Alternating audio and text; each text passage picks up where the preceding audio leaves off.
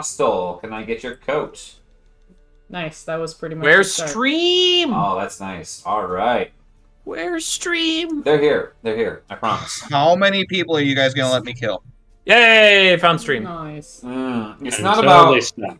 You can kill as many folks as you want. I think the problem is the quality of person that you kill. Quality, You not might be killing quantity. people who are very good. Or affiliation, right?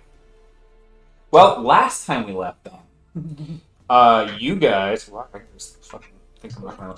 You guys had brushed paths with a group of folks who had who are currently occupying the Buckums, and it left a bit of a sour taste in your mouth. However, you decided that maybe you'll address it later, having not necessarily the time. There's some questions about even the capacity to be able to address the situation, which was communicated to Ilya that essentially some of the refugees had taken it upon themselves to fortify the Buckums in strength against the Woolund that were attacking them. And so they had basically declared almost like a martial law type situation underneath underneath one of the refugees who would apparently was some sort of warrior of some sorts that you guys hadn't had a chance to meet. And you guys said, okay, well, this seems to be not the best situation, but not the worst of evils that we have to deal with right now, as you happen to talk to one of the Buckums before heading out. So you left there with Watandu last, who is he is the leader of the Deerman tribe in the Carnation area. There's other areas of the Deerman tribe, but they're not one of those faction. They're not one of the. Their tribe is not as strongly hierarchical as the rest of the tribes because they're transient by nature. But anyways, so Watandu last, as well as Midas and Nogrin, two herd callers, essentially minotaurs. Both are channelers of their respective gods. Ranvalar, the god of teamwork and labor, and Nogrin was the channeler of Scrot, who's the god of adaptation. And with them, you took Watandu last back into his domain, deciding to meet up with some of his buddies at the Nexus. The Nexus is the a focal point of the conjugation of many ley lines that run this through this world, and is essentially it's a druidic circle. The keepers of the dryads find it to be a holy place, and upon arriving at this location, you came across several folks. Some that you know, some that you don't know. You made out an old comrade, Figured, who is a timberman who gave you guys those blossoms and those fruits that gave you guys extra health when you first stepped foot into the woodlands. And then you came across one other individual who was not so much on the good graces side with you guys. Nexia, a very she's a very hollow-boned, light golden white-skinned Woolund with feather for hair that comes back, and she was rather upset, charging forth and stabbing a dagger into Bol's chest, screaming in wrath at you guys having violated the laws of chivalry last time she gave you guys sanctuary and passed through her territory, having stopped in and given information to her about the trials of submission that were currently going on. Amongst other things, Kane Valak has somehow wormed his way into becoming the alpha out of the trials of submission and led a coup with which Bentham Hollowhorn, one of the Sylvan leaders, tried to escape with Oliver. Oliver rode a magical unicorn in and rescued him, theoretically. Awesome. And Go, brother, go. that. And you might have heard Oliver's voice in the distance, but you will have to check into that. However, that's in the background right now, as you have Bull, a screaming, angry woman with a dagger into your thick, meaty pec.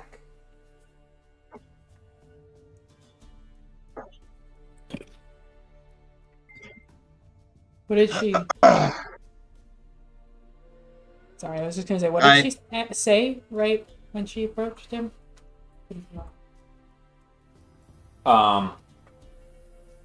Sorry. She said that she shouted that you violated the laws of chivalry, or you violated guest right before leaping forward.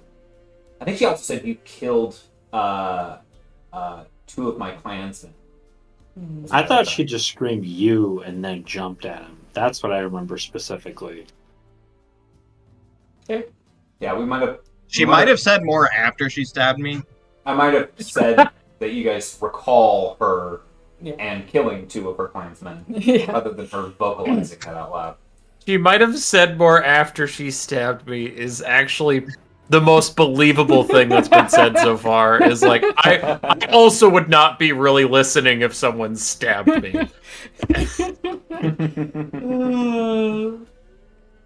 But no, basically, she stabbed me, but she couldn't get through my new armor because it did no damage to me, and or at least I don't think it did damage to me. Where's my notes? I feel like it's more of the principle of the thing than if it hurt you. It's more like she poked me with like just the very tip of it, finally making it through the chain mail or something, and I'm just kind of standing there like looking at her like, you didn't do anything. I don't actually say anything, but I'm just kind of like looking down at it like, huh. Like in a court of law, that would still be a crime. Attempted.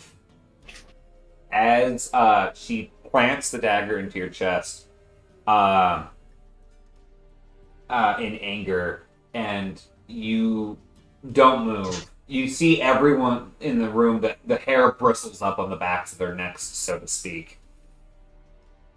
Unless anyone else is going to do something, I will. Yeah, I know what's going on here, but Ilya's finds it quite disagreeable. I'm going to try to grapple her and yoink her off of Bull. Okay, go ahead and give me a coordination check. Or athletics, your preference. Where's all the dice? Here's some dice. Where's all of the Genesis dice? Sarah has them all. Great Hey, question. stop. What? What? Are they to your left? Are they to my left? No, they're not to my left. Holy crap, how did we end up with... They under your... Oh, fuck. What? Here. Oh, they're up there. Here they are. There you go. There you go. Blew my mind. Yeah, let's calm down. Success We're not with prepared for this, I guess. It's going to contest with coordination. So that's gotta be. What did you say you got? 2 success, 1 advantage. She got 1 success, 3 advantage. So, the interaction was pretty heavily telegraphed, and your quick reaction, you're a bit stupefied, but your quick reaction grabs her and pulls her off. She's really wiry. She's super light, but you managed to wrangle her down to the ground. And as this is happening, Watandulas speaks Wait a second. Why did they target me? Did they somehow know it was me? Well, you I can think ask. the eviscerated No, corpses. Maybe. I'm not gonna ask. I'm just that was just a player question. Most likely TSI suspect. Woodlands. The Watandulas speaks up as you're wrangling with Anexia on the ground. He goes, Ward, what quarrel do you have with our guests? Chico speaks up. Yes! They don't deserve such words. Such labels are beneath them. They violated any sort of guest right they could ever have. They murdered, she speaks up. They murdered, multiple of our, tribesmen last time coming through under Parley. Is that true? Kind of turns his head slowly at the rest of you guys.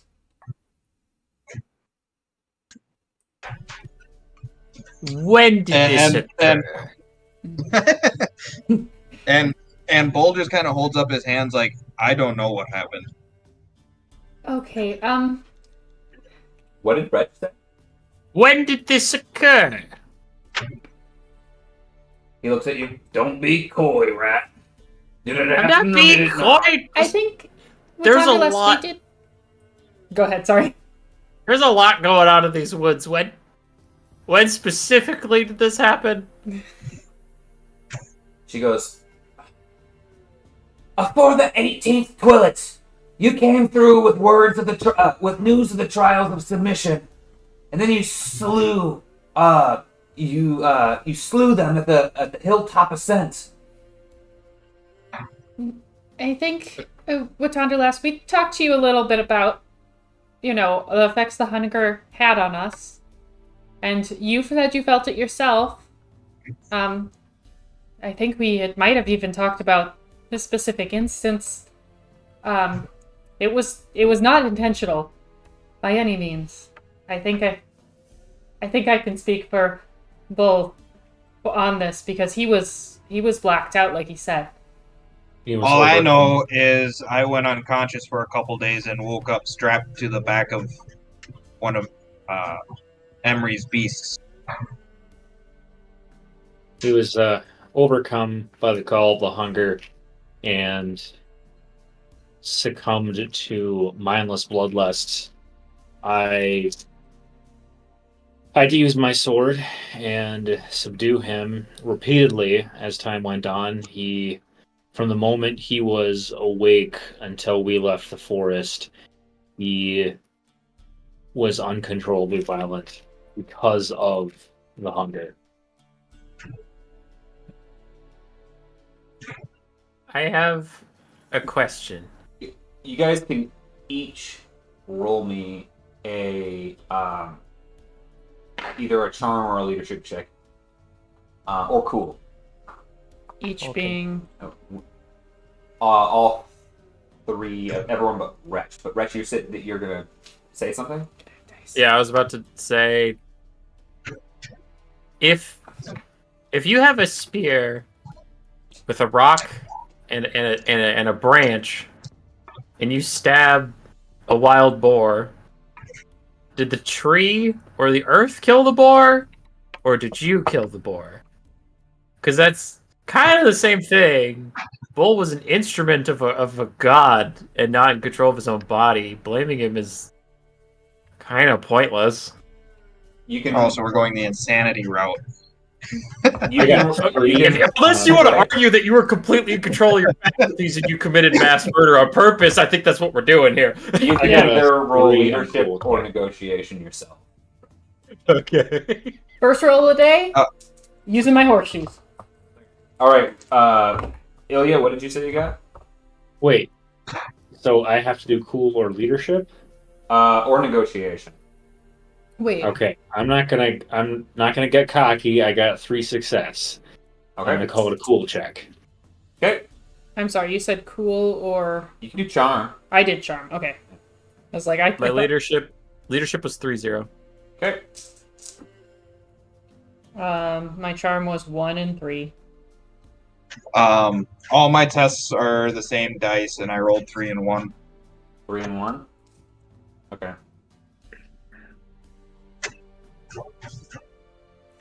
Legend.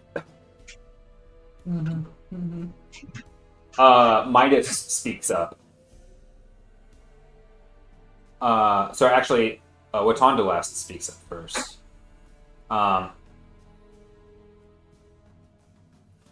May it be that the effects of Cinder plays a heavier role on some of us than others.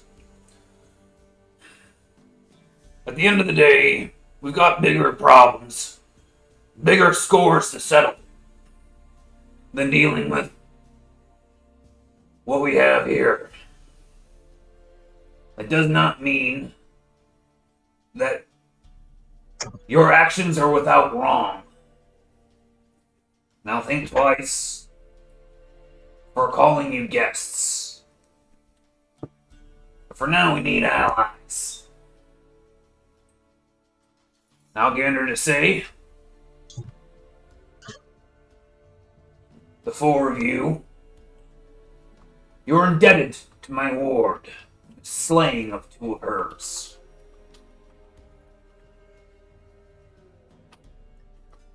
At this point, Midas speaks up. Warden Watondulast speaks true. There are much bigger problems at hand than the kinslaying that has been done here. There, He goes, I have heard it from I've heard it from King Valak himself. Might makes right. And I will not have that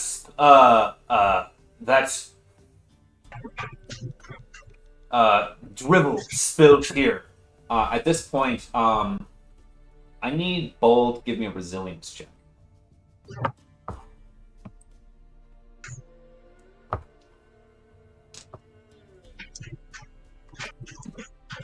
Actually, sorry, this would be coordination. Oh, big difference. It'll be coordination or vigilance, is what I'll allow. Sorry. I'll do vigilance. Okay. I just leveled that up. A lot of good it does me at 1 and 1.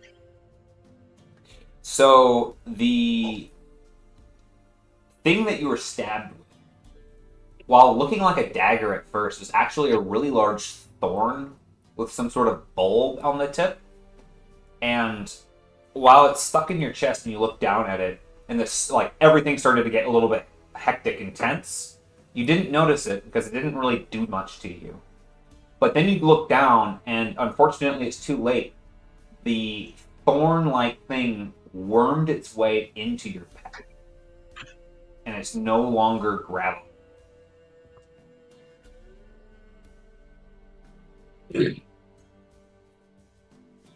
Anyways, Midas was speaking. Where was it here?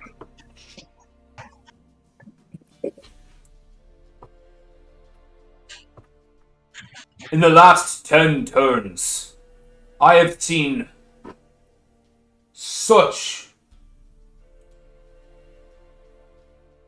voraciousness, such bloodshed,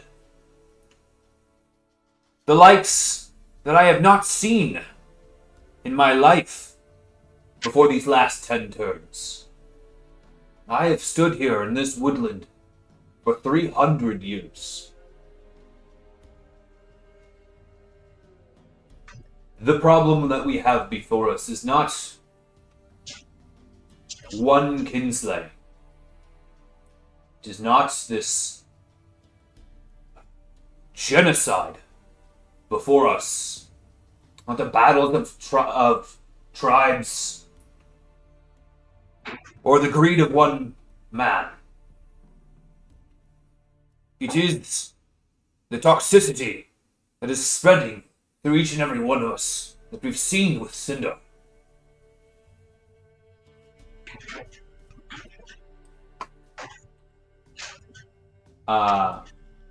As he pauses, there's a kind of a look shared amongst many of the Woolen there, as if they don't really know what he's talking.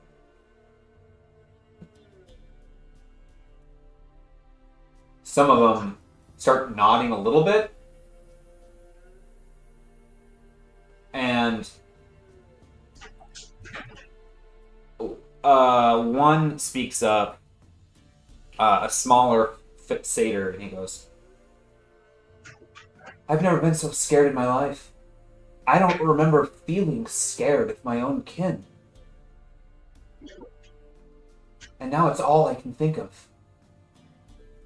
The great fire. The great fire rattled my bones. It took my family. It took my whole village."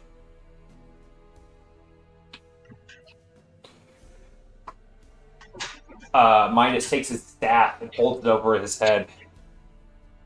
And he strains with all of his might. And as he does this, there's almost like this undulating pressure.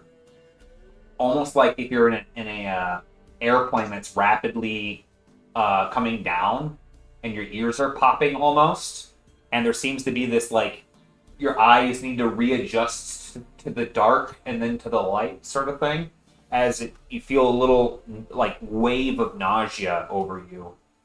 And everyone slowly starts to take in these deep sighs, these inhalations, as this wave of calm spreads out. And you hear Midas say, Ranvalar! We need to hear your call. Please, by this day, by our commune, let us know the peace, what it was before Cinder plagued us so. And trembling, he puts the staff onto the ground, and you feel it tap into the nexus and the energy here. And with a wave, everyone starts to gasp, and some people starts to cry. And a couple of people hold each other with this, basically this vacuum bubble of the absence of Cinder's influence here.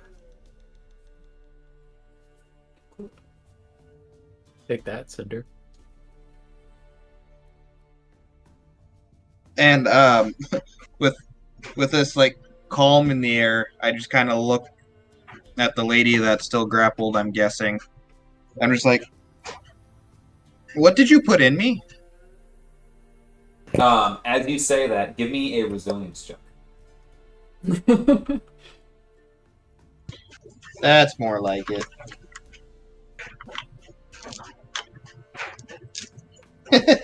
Is this an animal? No.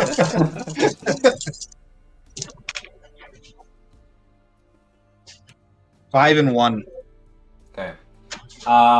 You feel it squirming, but your thick, meaty toughness is keeping it from burrowing much deeper. It can't seem to get past your, like, rib cage as it's still worming in your pec. She goes, right in front of everybody. I'm gonna, like, start taking out.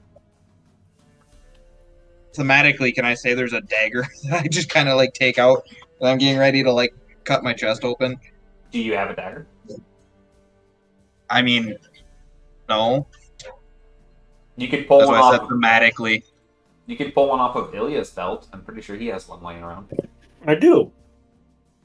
He's I in front of believe you I on have his hands and knees, holding that. Oh. Okay, so I reach down and pull out his dagger. I'm like, I need this, and I go to start, like, I start making the action to cut my chest open. Okay. Ilya, at this point, Anexia has gone limp underneath of you. With you see a trail of tears out of one of her eyes as she looks away. She's not looking at you. She's almost like looking off to the side, pointedly. But you see that she almost seems to be lost in either revelation or in sorrow. But there's just this look on her face of mixed pain and hope. Yeah, can't really do anything to alleviate her pain other than stop grappling her and also stop Bull from putting a hole in his chest.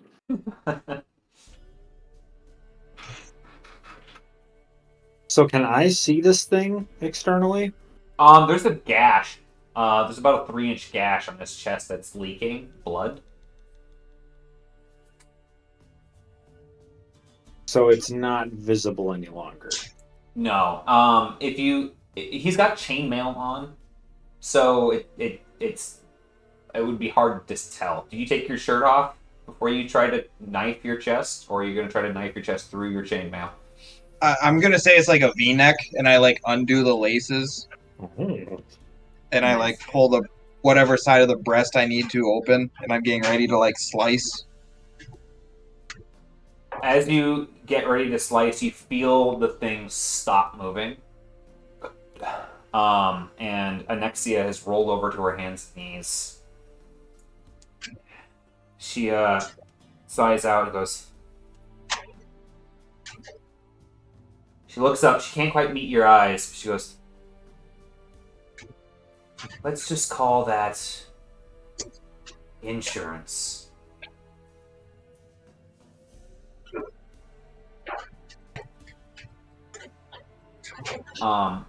Emery, you can quickly gather what she was doing. Okay. Yeah. She's an awakener. So she stuck something in him that's organic, the thorn, and she was giving it will and intent and moving it with her mind, with her witchcraft into his body. Okay. At that, then Emery's gonna be like, wait 1 second. I'm gonna go up and like look at it, like to see if I can see it.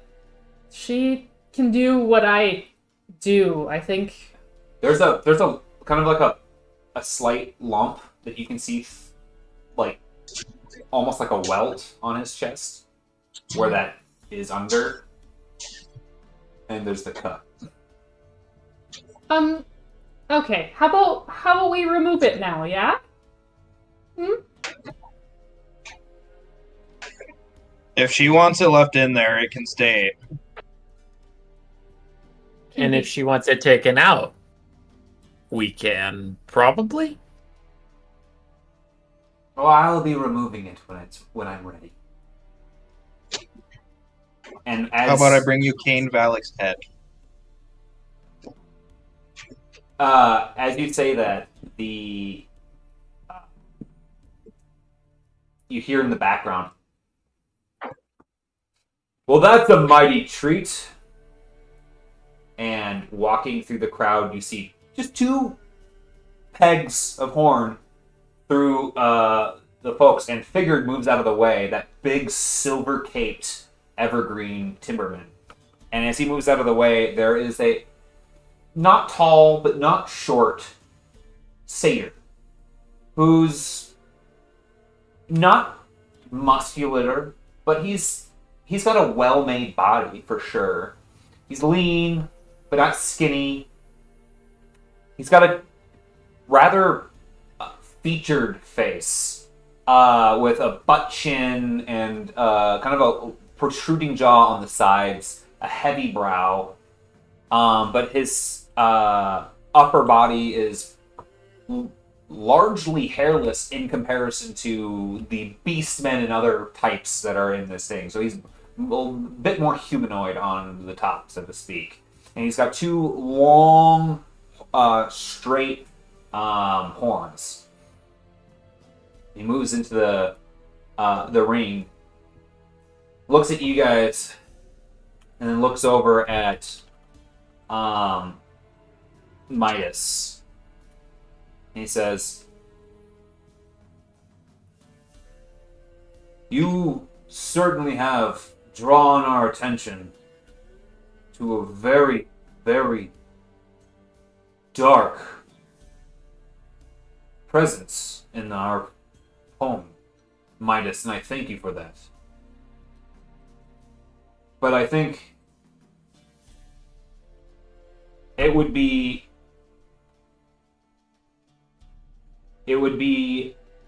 a problem as conservator of the Sloan tribe if I didn't acknowledge that if we don't deal with Cain, there won't be anyone to deal with Cinder and whatever is causing him to overplay his role in the great battle. You can judge pretty clearly, especially Bull, as him referring to himself as the conservator. He's the head of the Sloan tribe, which means that this is Bentam Hollowheart, the one that Oliver theoretically saved. He was last seen on the Uldren, the unicorn of the woodlands. Oh. Thank God. At this That point, doesn't mean your brother's alive. At this point, the peace bubble pops, and like a wave that was held back, the influence of Cinder rushes back and quite acceleratingly re-impacts the whole group as they feel the weight. It's almost like the feeling of like not being hungry after a workout and then suddenly it hits, sort of thing. You're like, oh no, I need to eat now. Like everyone can feel it, they can acknowledge it, they can understand who they are outside of it, but it's there.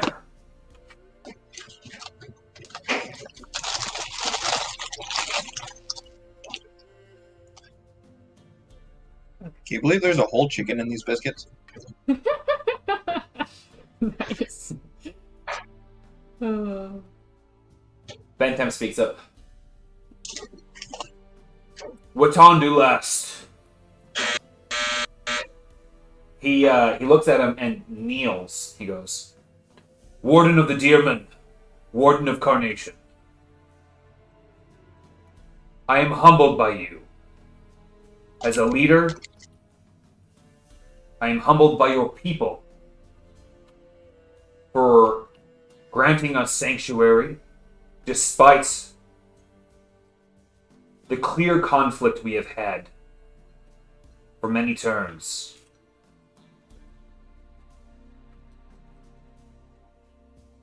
You threw in with me when you did not need to at the trials, with which I still don't understand. But I am at your mercy. And I thank you for the kindness of Uldren that you've shown me. And I'm gladdened that Al Yacobi found enough wink in her eye to grant you the slyness you needed to escape what was most assuredly your death place. Well, that's all well and good, Bentham. Why don't you go ahead and stand up? This is getting awfully uncomfortable. Oh! Bentham, these folks over here are ones that helped me out a couple times. That's Bull. Sounds like a couple of my wards here have had a chance to introduce themselves over them. That's Emery. Little ratting over there to Rex. This Monday over here, his name's Ilya. Now, I thank Uldren that he managed to get all the way back here in one piece. But I've been gone for a little bit.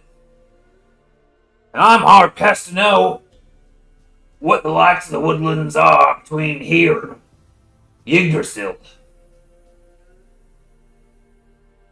Bentham speaks up. I know how it was several days ago, but I got here. I got here 4 days ago, and I have been detained by your people. Anexia speaks up. We thought it only prudent what to do last, as they've been our enemies this whole time. When they came rushing at us, we thought at first it was some sort of vanguard full-on attack, trying to catch us by surprise, having not had any news from the trials of submission, but we were caught off guard when the Scyllin were being slain by the Flame, and other Scyllin. It is true. Many of my folks have sided with Cain Valak. Weirdly enough, some of the Flame turned from him, but the amount that have are many times less. We thought it was best to wait and hope that you returned. In the meantime, though, we were caught so off guard. The fighting has devastated our people. We sent who we could to refortify the front, but as Bentham said, that it was many days ago, and we hadn't heard back. Jajan leads with Praetor Muktag and Keeper Bularau. Lashiath went with them to hopefully create a great fog that might keep them at bay. At least slow them down, but they've been using the Dancing Springs to make their way, and the approach has been so sudden, so quick, with both collaboration on the Dancing Springs and with moving along the ascents and in the thicketlands. Many folks have been routed, and the fighting is going very poorly.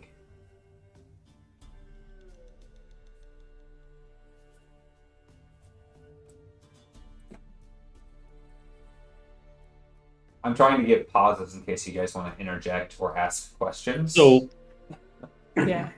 I assume Ambrosia is still on the side of Cain Valak.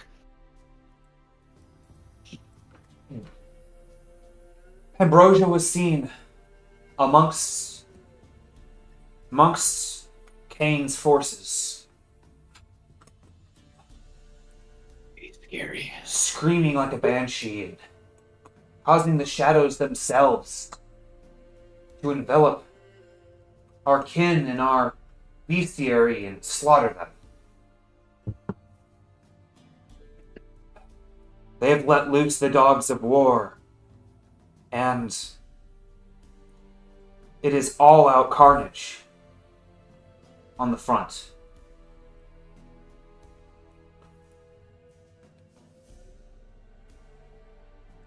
That would explain why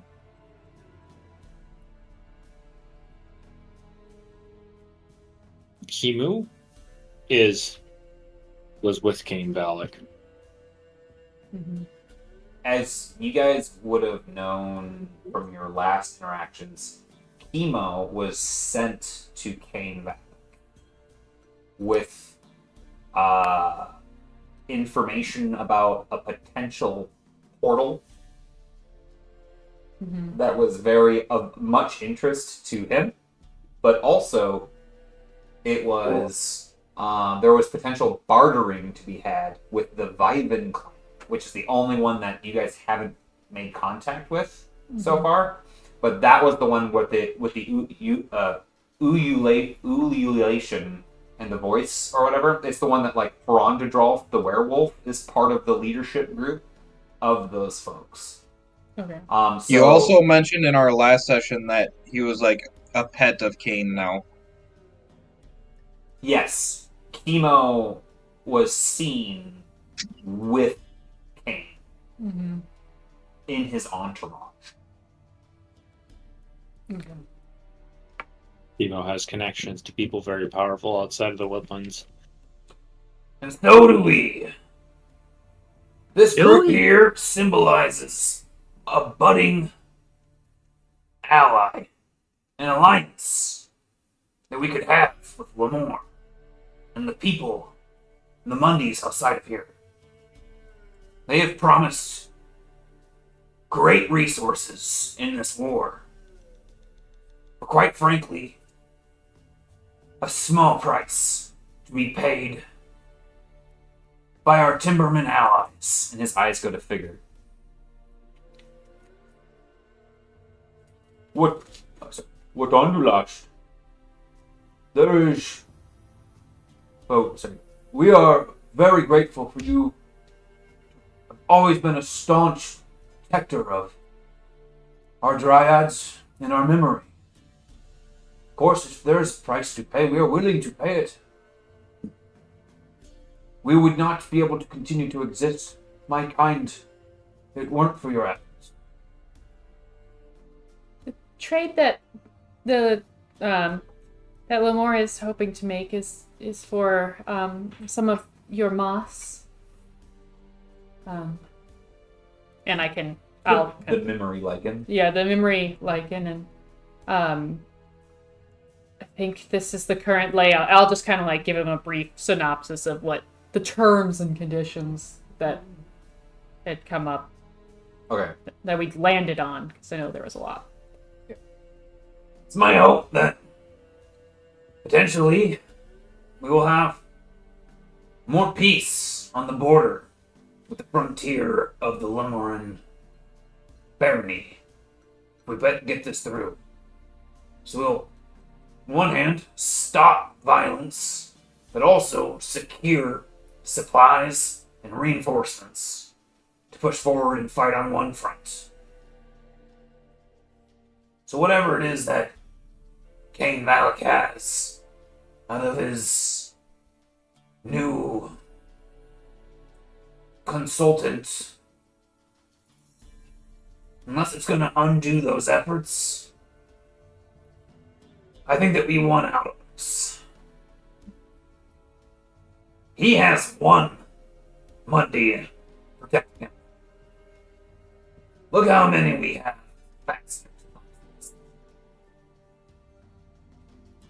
Bull, Emery, especially you, Emery. You are on the fence.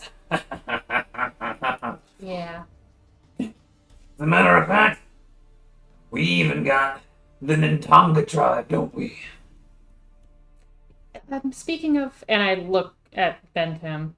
I don't mean to interrupt, but my brother Ollie, it sounded like he had helped you out on Uldran?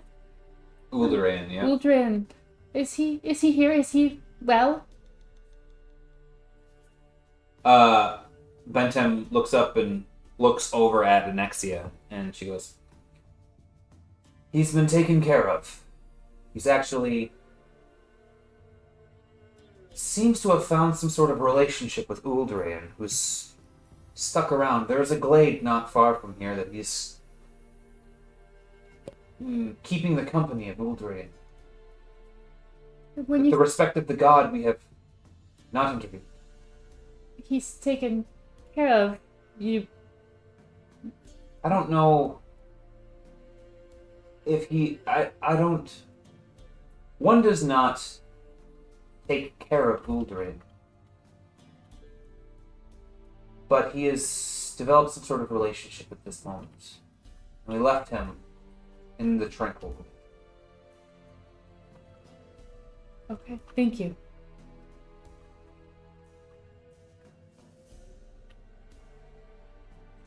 Why don't you, go ahead and take... Nexia, why don't you go ahead and take Emery to your brother? In the meantime, Instantly perk up. as a thanks, I've got something to show the rest of you.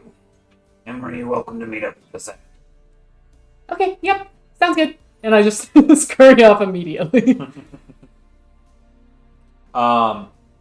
So Anexia takes you through part of the forest here towards a area that is seemingly bereft of the influence of carnation. At least it's significantly less so visceral as many other areas of carnation. And you find what seems to be a peaceful glade, not unlike something that you would find in the gnarlwood, where decay and necrosis has found a balance with the life-giving of the woods.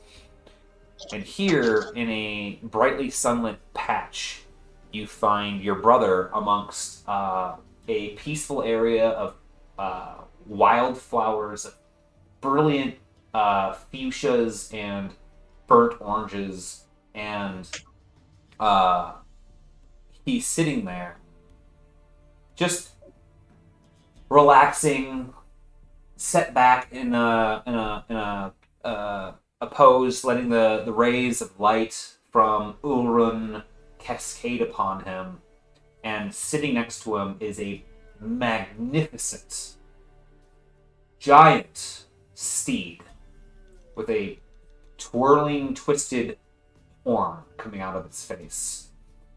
Also, relaxed and just breathing in the scent of the flowers. Okay. I go, like, rushing in, and I'm like, Ollie, you're alright! I was so worried. As you approach, all of the anxiety flushes out of your system, and you feel the peace of home. Oliver looks up. I was hoping to see you again, sister. It's been a while. Though I didn't think I'd see you this soon. I'm glad to see that you're both alright. Ooh. And she starts to get, like, really nervous because she realizes there's, like, a god right there. It's actually really hard to feel nervous, actually. Okay. Well, alright. But it's like, so contrary to your innate nature, right? Yeah. Oh, I'm Emery. Hi, Aldrian. Nice to meet you. You feel lured to her presence. And as you get closer, slowly, step by step, you can feel the her hot breath out of her nostrils. And it's weirdly intoxicating. Alright. It smells like your parents, whom you don't even remember. You know what I mean? Like, it's that smell of memories. Nostalgia. Okay. I reach a tentative hand out. She doesn't move, and eventually you touch the softest, silkiest fur you've ever felt on her muzzle. Yeah. Smile over at Ollie, and I'm like, "Oh, you've had quite an adventure since I've seen you last." Yeah, I was hoping for some peace, but adventure calls. It looks like I still got a chip from the old block my sister here, huh? I suppose, and Part of you wore off on me while I was getting reincarnated, I guess. maybe. I don't know. I'm hoping we won't be luring you into any other trouble, but what are your plans? What are you thinking you're gonna do next? Honestly, until you showed up, I was thinking I would just sit here and enjoy this blade. Huh.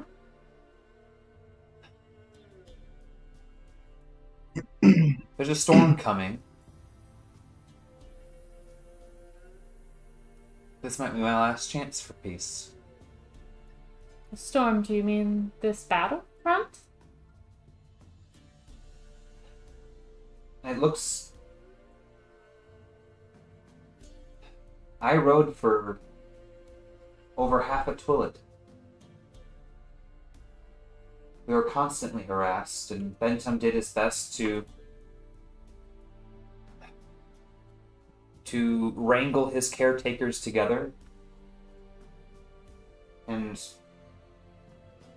bring those loyal to him, stop the forces or slow them. But everywhere we went, there was bloodshed. And everywhere we went, it wasn't safe. And we ran. We ran from the arrows that flew behind us, and we ran into spears.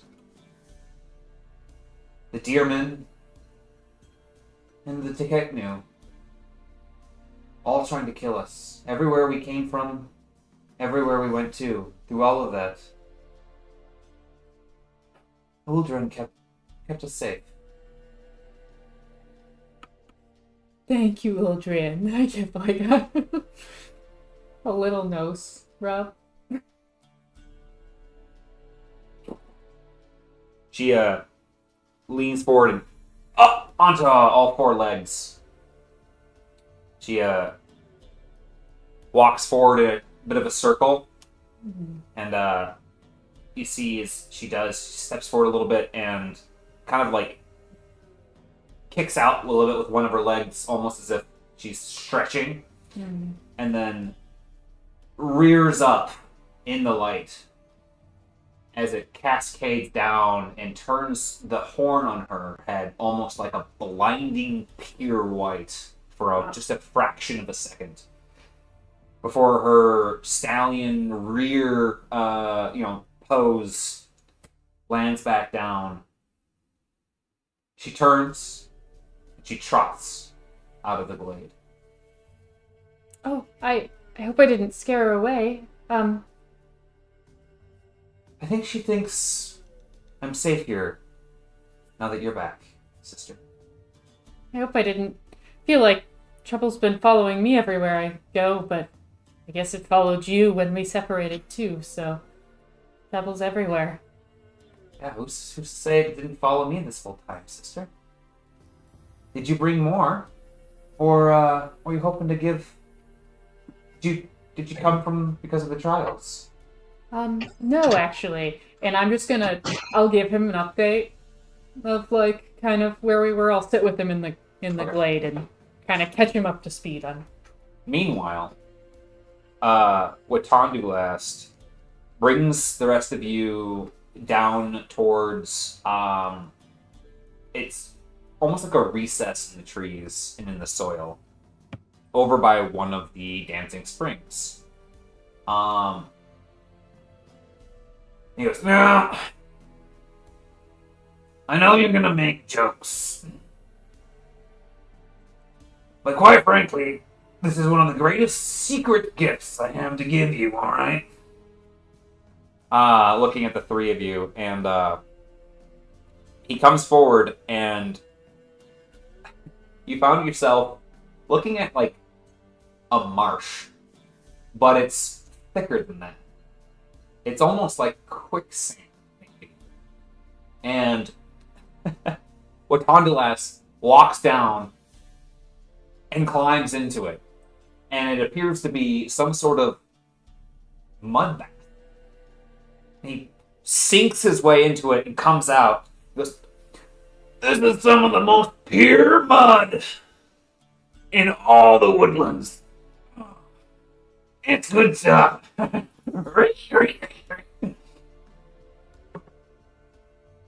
You can go ahead and grab yourself a vat. Take it with you. Grab a what? A vat. Next to the mud pool that he has here, there are various masonry jars, of various size, with seals and corks.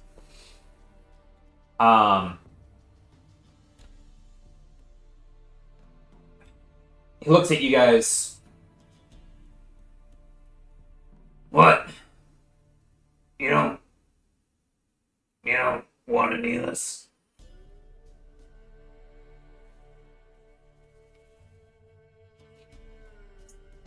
Bull just kind of like reaches down into the mud, gets some on his hand, and just like smears it on his forehead. He goes, seeing your guys' kind of stupefied expressions, he goes, Listen, we don't have much to deal with the likes of whatever the hell you and Midas and Ogren have been speaking about with the problems with Cinder. But what I do know is a good mud bath that'll keep away most magics of this world, be it from artists, systemido, gods, witches, or sorcerers. This stuff, it'll shield you. Wretch, you have Earth Mage, right? That sounds familiar, because I get yelled at every time I'm wet, but not when I'm dirty. So, Earth Mage, it's what allows you to wear plate mail and still cast magic. Otherwise, the metals and stuff like that throw off your feng shui. And it keeps the kind of like you interacting with the magnetic field of magic, so to speak. Yeah, mine's called Any Port in a Storm, but that's the effect. Yep. And so what it does is it makes you immune to the effects of wearing metals and stuff like that. You're trained in wearing that stuff. But mud and there's several other types of materials that act as insulators against magic. So what this stuff effectively does, let's see here. We are here. Okay. You can fill up a large masonry jar with his mud. And it will be 1 encumbrance for each jar. Each jar will hold 1 application of mud that, when you're coated with it, makes you resilient to all magical effects. So you'll double downgrade the caster's check or double upgrade yours depending on the roll. And it lasts until you choose to clean yourself off, or from being like submerged in water or walking through heavy rain for long durations. Then it just comes off. But effectively, you can mud turtle through magic. All right. How many jars can you take? Each one is 1 encumbrance, and you can take as many as you want. Okay, I take 3. Okay. And I'm kind of looking at Wretch, and I'm like, because I'm assuming he hasn't told us yet, so I'm just like, what? You want mud? Mud is useful for lots of things, friend. Like sneaking past birds, or sneaking past turtles, or sneaking past sharks, or sneaking past guards, or sneaking past women guards, or sneaking past merchants. Warding us against magic. I'll keep going until someone moves this along. Nice. So Yeah, I'll take a jar of mud. Sounds super useful. it also works against the effects of the cinder. So, anyways, as you guys are having this nice conversation, I'll take a jar of wet dirt. Oh yeah, brother. As you guys are stocking up on this mud,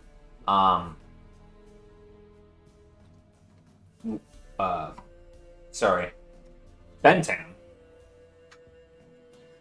comes back down. Actually, sorry, there's a different person that you haven't seen before comes down. It is a young-looking male with kind of a stocky build. Maybe a little bit shorter than normal, maybe like 5'8", something like that.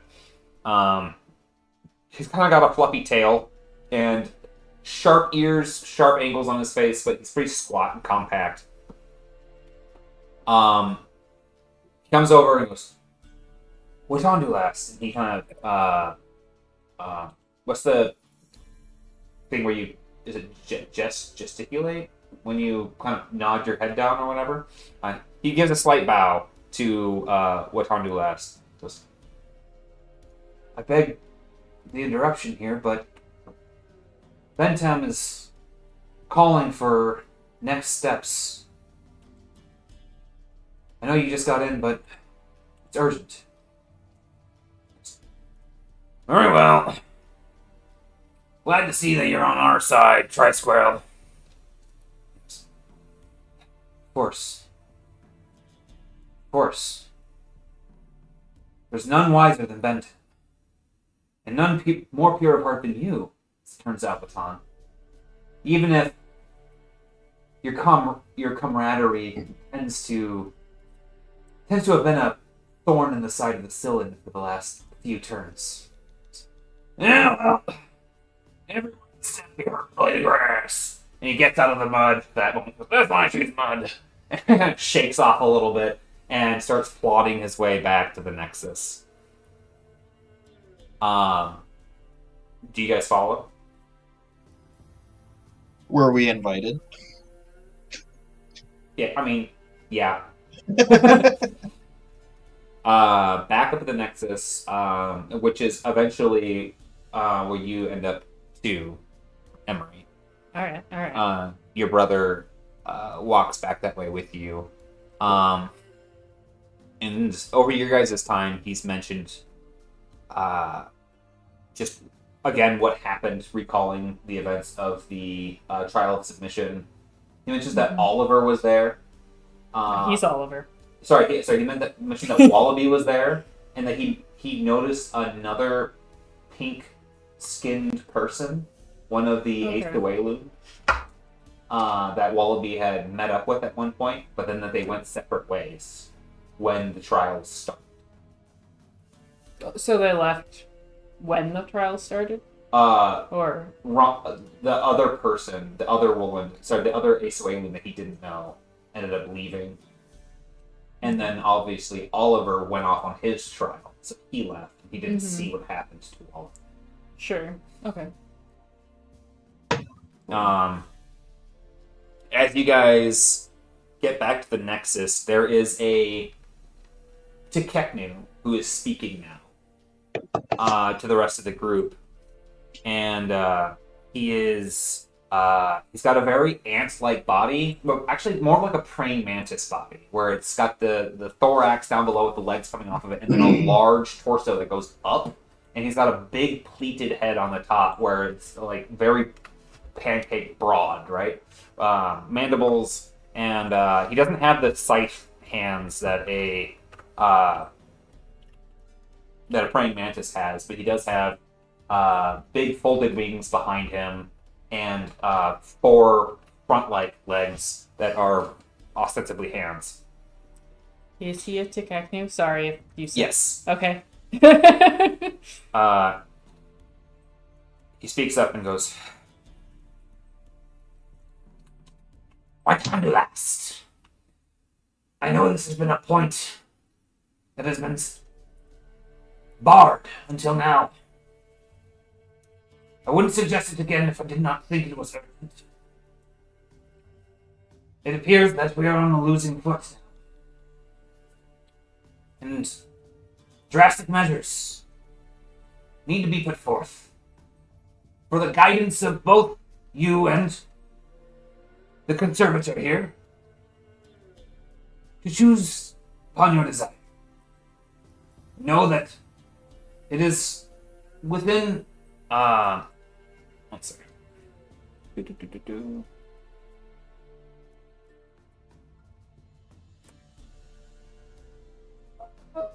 Hey. Sorry, it is within Loctandre's approval that such actions be held. Again, I am referring to the corpse fleas that we have at the ready.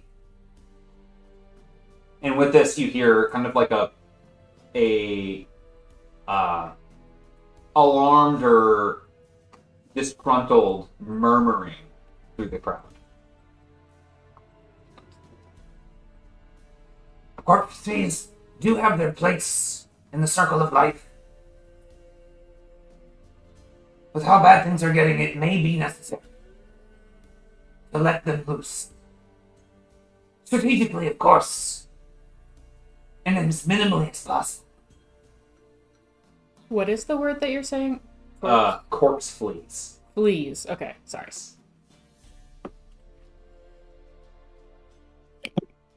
The danger of these corpse fleas. Sensing a change in the atmosphere when you mention them.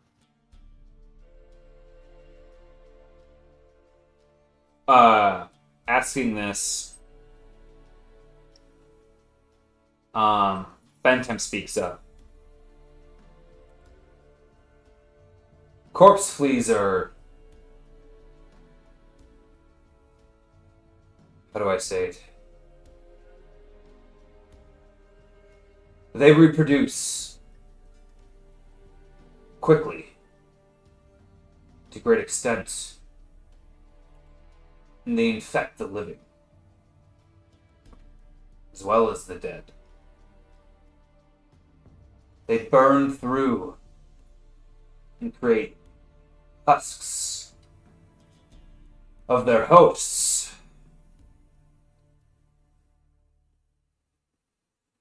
And I'm crippled at the thought of releasing such a scourge, not only on my own kin, but on those I am charged to take care of. Watandulas nods along as Bentham is speaking.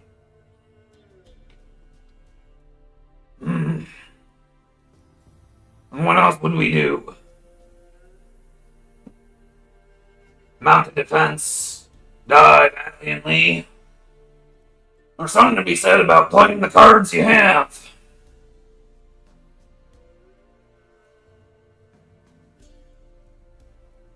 There is a chance we can reform the line. Push back against Cain. And it might not be a winning battle. But we can buy ourselves time. Time for more allies. Like the Lemorns. We can recall on Laxandre. Maybe the Chikeknu can double, triple their brood. Isn't that right, Brood Lord Yokrich? It is true that Paractidium is, how do you say, fecund. It's overburdened by young pupas. You can always supply more, though it does pain us to do so. Midas speaks up. If you can hold, it may be that I can find my way back to the Eye of Azralan and my menagerie. And from behind we can set loose my menagerie, or even come back to reinforce the southern flank. Although, if there is any chance of delivering your people on the front lines and solving any routes, I would be at the forefront to bolster the morale of your kinsmen. Well, I don't know about you guys, but I think it's time for some corpse fleas. We gotta change up our ways. And this is the red-maned Nogrin Minotaur speaking up. I'd personally be willing to take those corpse fleas and sneak them onto the back realm. Give Cain something to think about. Mayhaps all of his forces will have to turn around and deal with his own kind in from behind. What do you have to say about that? Strength? What was his old saying? Strength begets, might makes right? Something like that? Well, turn his own words against him. That So the problem with a plague is that it develops a mind of its own, which is to say mindless hunger. And by unleashing corpse fleas on your enemies, from the sounds of it, you are betting very heavily on the idea that this won't turn back on you. It's hard to tell where the lines are drawn anymore. You know what I mean? I don't know that there's, people just, it's the thicket lens versus, the like, it's not tribe versus tribe anymore. It's there might be like pockets of people who kind of side on this side versus with Cain. It's not, well, yeah, like you're saying, it's not, the lines are very, very blurred here, and I don't think the corpse fleas are so intelligent that they can sniff out just the ones we're trying to kill. And this has never been, from my limited experience, this has never been traditional warfare where it's the opposing forces wear the banner of, they wear their own banner and we wear ours, and you just look for somebody who's not wearing the same colors. Figured speaks up.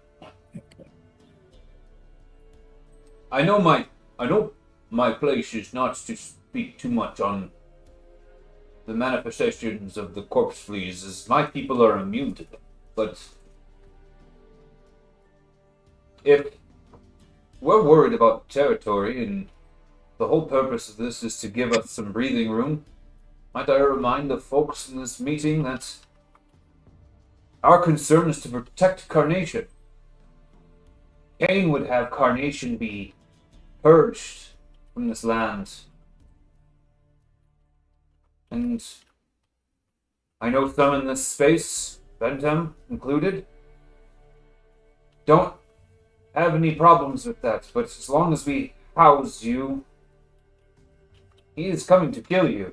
And he is going to kill Witandulash as well, because both of you stood against him. You are threats. He looks over at you, Emery goes, even your brother Oliver's a threat to him. Everyone who sat the trials of submission. The Notonga tribe doesn't want to be a threat to anyone.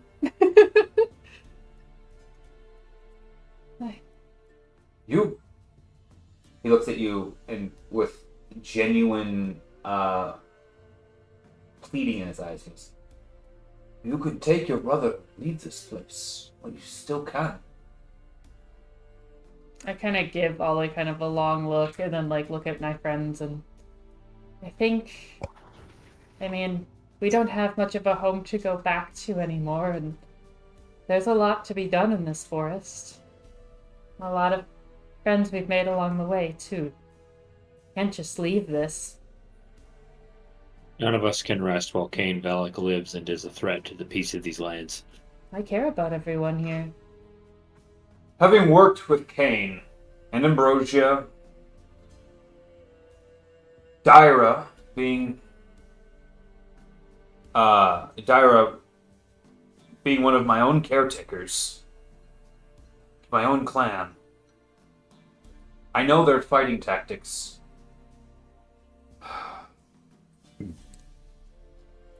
We are not like you Mundis in your states of warfare and your flags and your metal. It is much of a practice of pride and of valor. We clash, throw ferocity at each other, and let the instincts of our nature take hold. We have had lines on the perimeter of Carnation be the sole basis of a kind of a fighting ground for a long time. There have been many bodies, many of which from both sides that we passed on our way here, on Uldoran. At this point, there will be a similar, although it moved, the fighting lines will be very much the same. As everyone throws at each other what they can, and both wits, sleuthery, pure fury, ferociousness to gain the upper hand and gain territory. But if you were to get those corpse fleas back to the old killing grounds, there would be a fertile bed for those corpse fleas. And one thing I know is that between those corpse fleas and us would be all of Kane's mightiest force. His strongest warriors are pushing forward everything they have to crush us once and for all. If we can set loose the corpse fleas behind them, it might draw his force back and split them on two fronts. We might also be able to push and hold and regroup, but right now we're fighting a losing battle. I don't think now is a time for playing altruistically at this. We need to stop what is going on, or there will be absolute slaughter if we don't get this under control. At least get it into a stalemate. Give you a chance. Give someone a chance. Give Cinder a chance to come unto his own sensibilities. Maybe in that time the ululation will change their position. Maybe Hirondadrol will come back.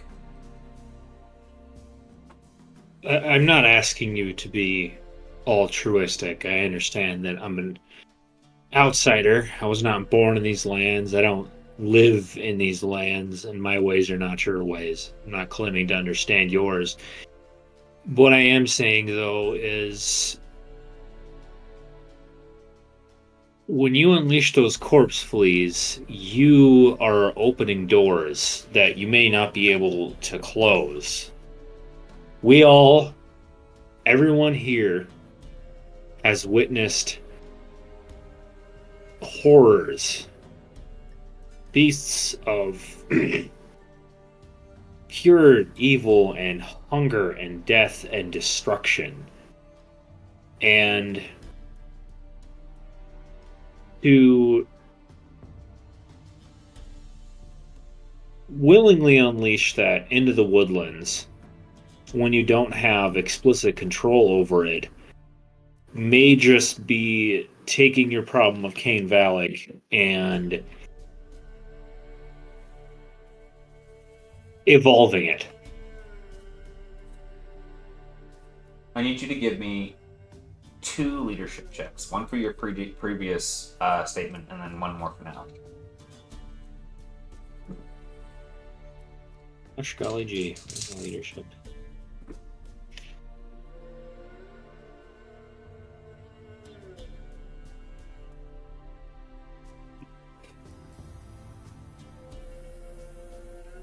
Nope.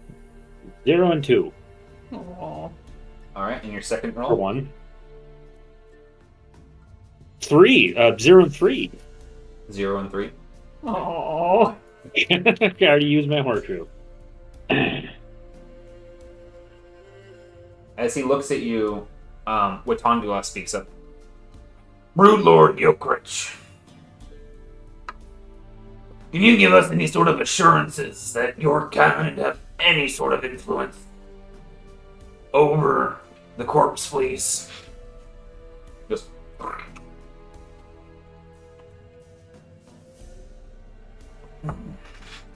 Yes, there is a way in which we could potentially have influence over them. We could get a molting pearl, merge with them, and create a singer to the corpse fleas. Mayhaps we won't have enough to safeguard every place, and it would be dangerous to have them the epicenter of the corpse fleas. But we could send one with to give them some semblance of agency, or we could keep them behind our lines to steer them away. goes. Watandu last looks at you, Ilya, and goes, You have a point. But Brood Lord Yokrich has a solution. Very well. We'll go forth with both plans. One to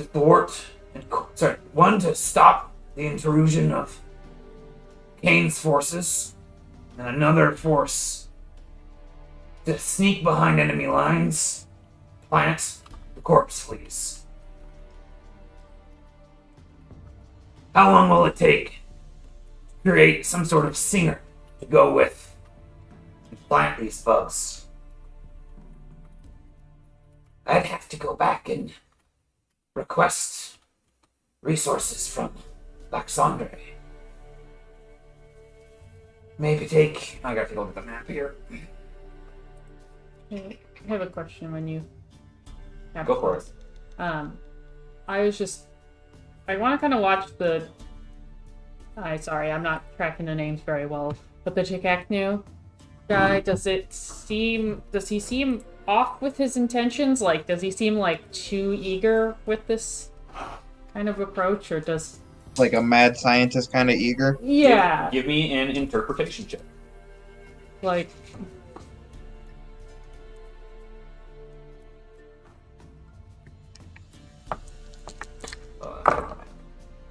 I can't believe Mr. Rat is okay with them starting another plague. Well, to be fair, it's bugs. Yeah, it's fleas, man. He's...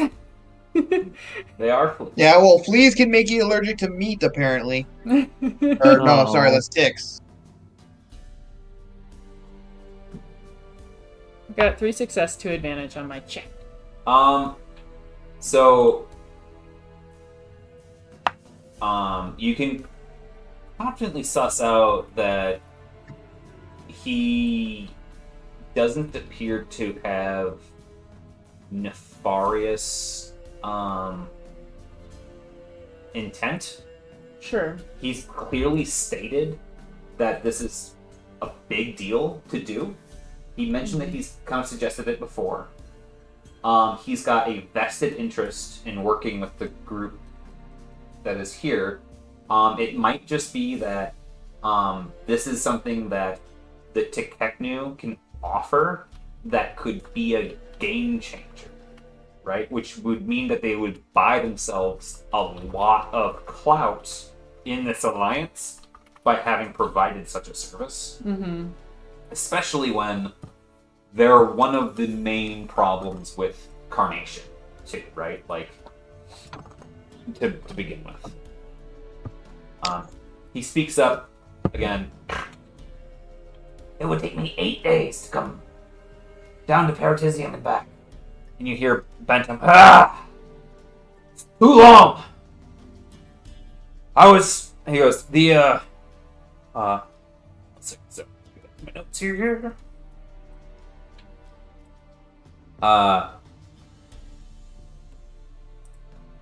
4 days ago, the enemy line was 6 days out.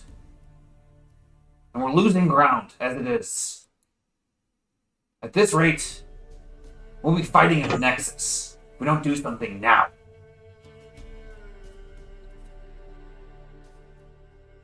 As I said, I'm more than willing to get out there. Tip our hand. I've got a few brothers. Nogrin says.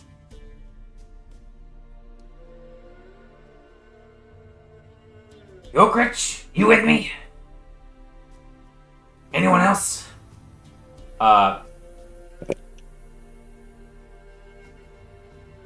Broodlord Yokrich kind of... I could send a sizable force with you, but this is not my place to be there. I am needed for counsel. He goes, I thought as much. I would go with you, brother, but I think I am needed elsewhere. What of you? And Midas's eyes span over the 4 of you. He goes, we stand at an impasse. We have need of great aid. mighty warriors would be appreciated on the front to help turn this rout. But Nogren's task is greatly dangerous, and neither of these address the problem that is Cinder. It is merely plugging the crashing tide that is Cain and his forces. Yeah, I think that the issue with Cinder is kind of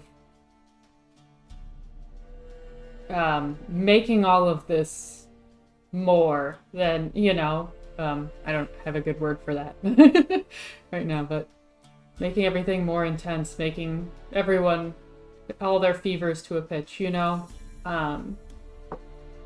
that's really important to us, but I mean, I don't think it's a problem that could be solved in 8 days either, if, we're worried about that, right? Have there been any word at all about Bracken Bastion? That's where we were originally headed before all of this came up. There's a piece of my soul there.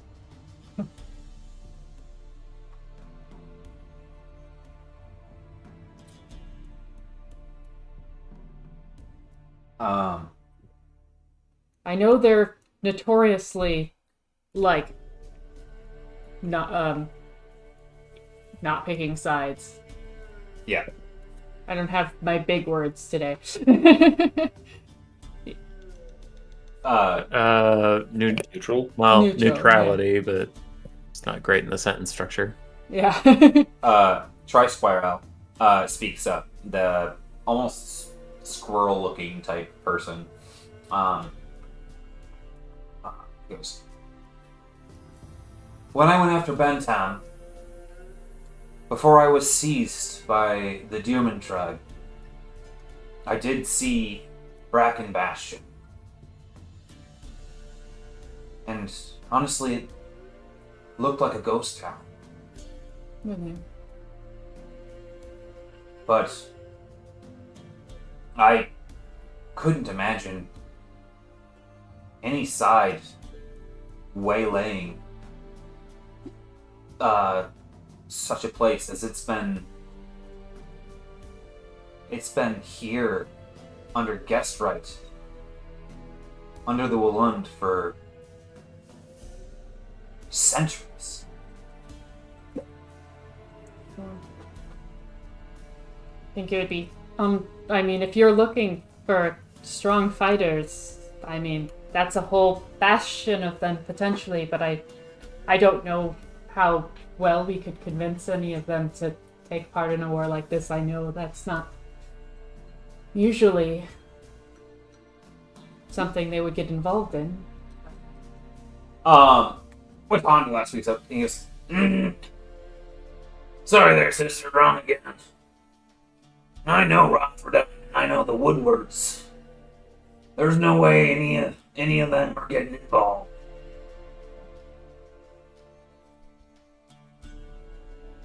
Just trying to think outside the box.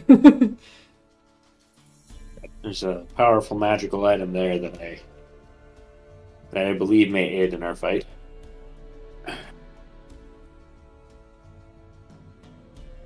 Oh. I mean, there's an enchanted equipment there that has pieces of me in it. You want his soul back. His sand soul. His soul sand. Oliver speaks up. Well, I mean, Bracken Bastion is on the way to the front. So, you could go to the Bracken Bastion and then decide from there, but Bentham cuts him off. We need to know what we're working with. If you're going to help us, agree to help us, and you can do what you will on your way there, as long as you move quickly to help us, and let us know what you're going to do to help us. The forces, or to escort the corpse fleas. But you're no good at just a sword swinging wildly in the fray when no one knows what side you're on. Well, I'm on your side. Absolutely. That much is absolutely clear. But Is that the left side or the right side? I'm not going to the front. And we'll need you to report in if that's what you are doing. So I think the main thing is if we want to help them with this battlefront, I don't know about the fleas. I'm still about that. Yeah, if I can't endorse that plan fully, then I don't want to be involved in it. Or if we continue to pursue abating the hunger, so to speak, and yeah, essentially you guys have 3 options-ish. Well, let me put it this way. Right now, the war in the forests is reaching a fever pitch, right? And they risk genocide in the Incarnation right now, and Cain Balak taking control of the forest, right? So they're going to try to stop that, knowing that they are outnumbered. They're going to try to just stop losing so bad, under the hopes that someone can deal with Cinder. But this is like right now sort of thing, right? So you guys can either choose to help, or you can choose to go off and deal with Cinder stuff or something else. But if you choose to help, the 2 options on the table are go and reinforce the front, or go behind the enemy lines and basically set off a bomb, right? That being said, this stuff will resolve with or without you. So you guys could choose to go deal with Cinder stuff if you've got a lead that you want to follow, and hope to like deal with that quicker, so that way this is less. But it might be that they lose this war in the meantime or something like that. Like they failed to create a stalemate situation, right? Your guys' choice. I could just go stand on the front lines for a couple weeks. I think we should go to the front lines. I am really not into that corpse flea solution. yeah. Keep in mind, both of these would be, I would consider them to be highly dangerous tasks, right? Like this is getting to some stuff where TPKs are on the table depending on how things play out. Yeah. Because it's war. It's a whole war. I mean, I literally How far are died we from in max that. level? That's 500 XP. I think you're at 325 or 350 right now. I'm I sorry. mean, I have to go kill a god at some point. We got to kill a big old dragon, so why don't we start off small and work our way up? You know. We So want start off small by taking on an entire army. Yeah. It's not like a living landslide or a greater bronze dragon.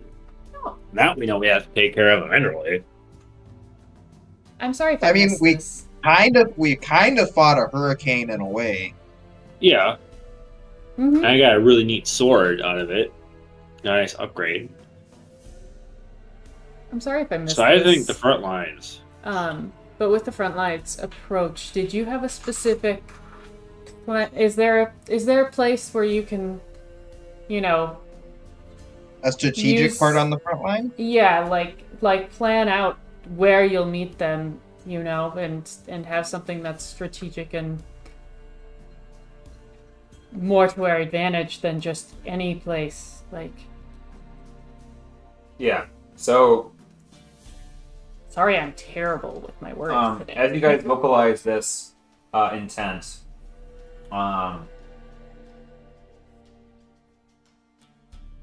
quick.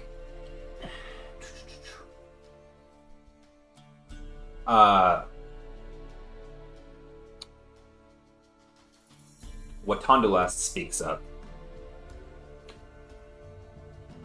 My ward Jajan has led the push to stall the overseers of Cain Valak. Praetor Muktak of the Tekeknu and Keeper Bularau of the Timbermen and the Dryads have gone in to support, while Lashiath has used her sorcerer abilities to help support. The fight is being fought in the feeding grounds, and the thicketlands, and the canopy. But they are moving quickly. So the thicketlands, and the dancing springs is where most of the fighting is being had as they move up the channels. There is an attempt to drop branches from the thicketlands to create dams in the springs, both barring major passages through the thicketlands and barring at the same time the springs below. That explains that. I mean, Vol has an axe and I have a siege weapon, so I am a siege weapon. yeah, you got like siege weapon and a little siege weapon on your back. I am the Senate. Midas speaks up.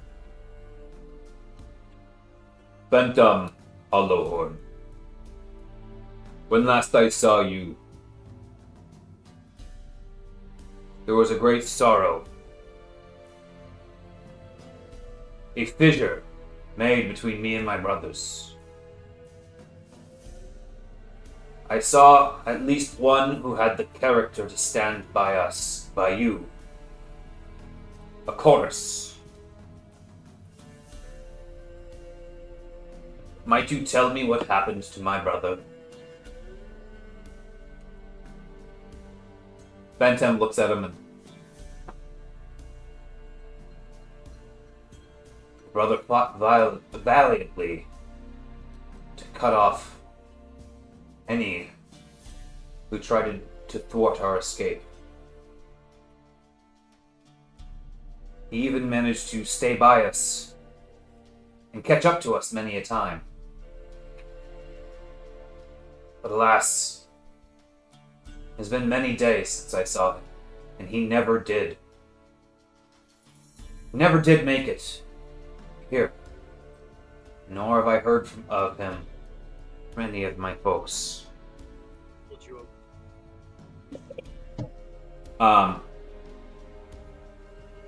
Trisquarel speaks out and goes, "We did see him on our way here, actually. He was still making his way through many of Dyra Hardmain's shapeshifters. He's still out there. If there's anyone who can stand and part the seas of warriors, it is the chosen one of Blackfield." Is that the same guy who was guarding the portal to the sullied creatures? I guess you call him. Oh, sorry, it wasn't the channeler of Blackfield, the channeler of Oron. But yes, he's the one with the big scythe, and is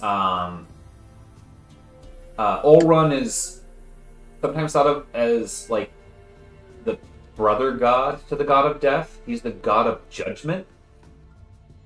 So it's like the scales to weigh a life, and he escorted souls with the help of the Phoenix to the Eye of Azrael. But all of the herd callers were at the Eye when you went there. Oh, okay. Yeah, I completely misunderstood when you said his brother. My immediate thought was what happened to the guy that we met by the portal where he was roasting a creature alive. Oh no, that's Hanubo. He is Okay. in the Bracken Bastion. He's an Ace away. Okay, that's where the confusion was, because No. when you talked about, I don't know why he just popped into my head. Well, you want to go to the Bracken Bastion next? Check in on him. Yeah, I'm sure he's feeling much more pleasant. Hope so. Midas speaks up and looks at you guys. It is spoken then. I will make my way. to Jarjan, support him and our broken alliance in hopes of re-solidifying our ground and holding it as long as we can against the likes of Cain and his sycophants.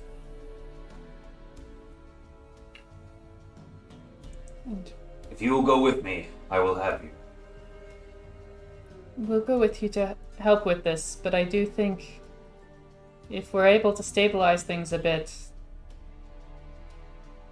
we might need to switch gears to the Call of the Hunger to try to mitigate that. That is wise, Emery. Your judgment is true. And at the time, I will support you in your absence. And I will bear the burden of supporting the front line. Let's just hope there's a line that can still be made to keep our brothers and our charges alive and safe for another turn. It is 16 days to the start. The start will be graced by the Creator's eyes himself. Let us hope by the blessings of Baya that we will forge an alliance this world has never seen. With it, it will bear fruit for many generations to come. I couldn't have said it better myself. Well, take what you can. Let's get moving. Me and Ben Tam are all in logistics here. Midas has charge of the force moving forward to resupply the front lines.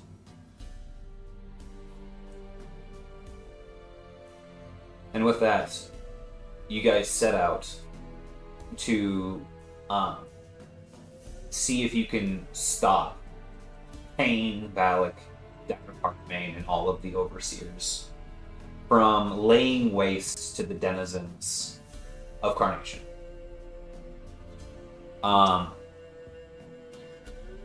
As you guys head out, I'm assuming someone mentions the mud pits to Emery. Well, I mean, Wretch grabbed 3 jars. I'm hoping he would be generous enough to share. Yeah. I have 3 if anybody needs any of them.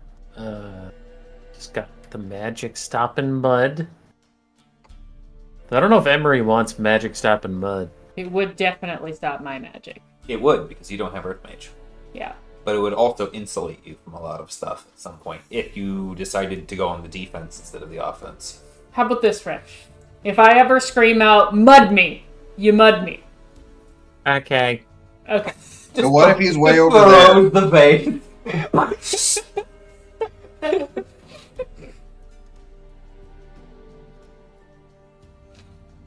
Nice. As you guys set out, Midas inquires into your intention to make a pit stop at Bracken Bastion.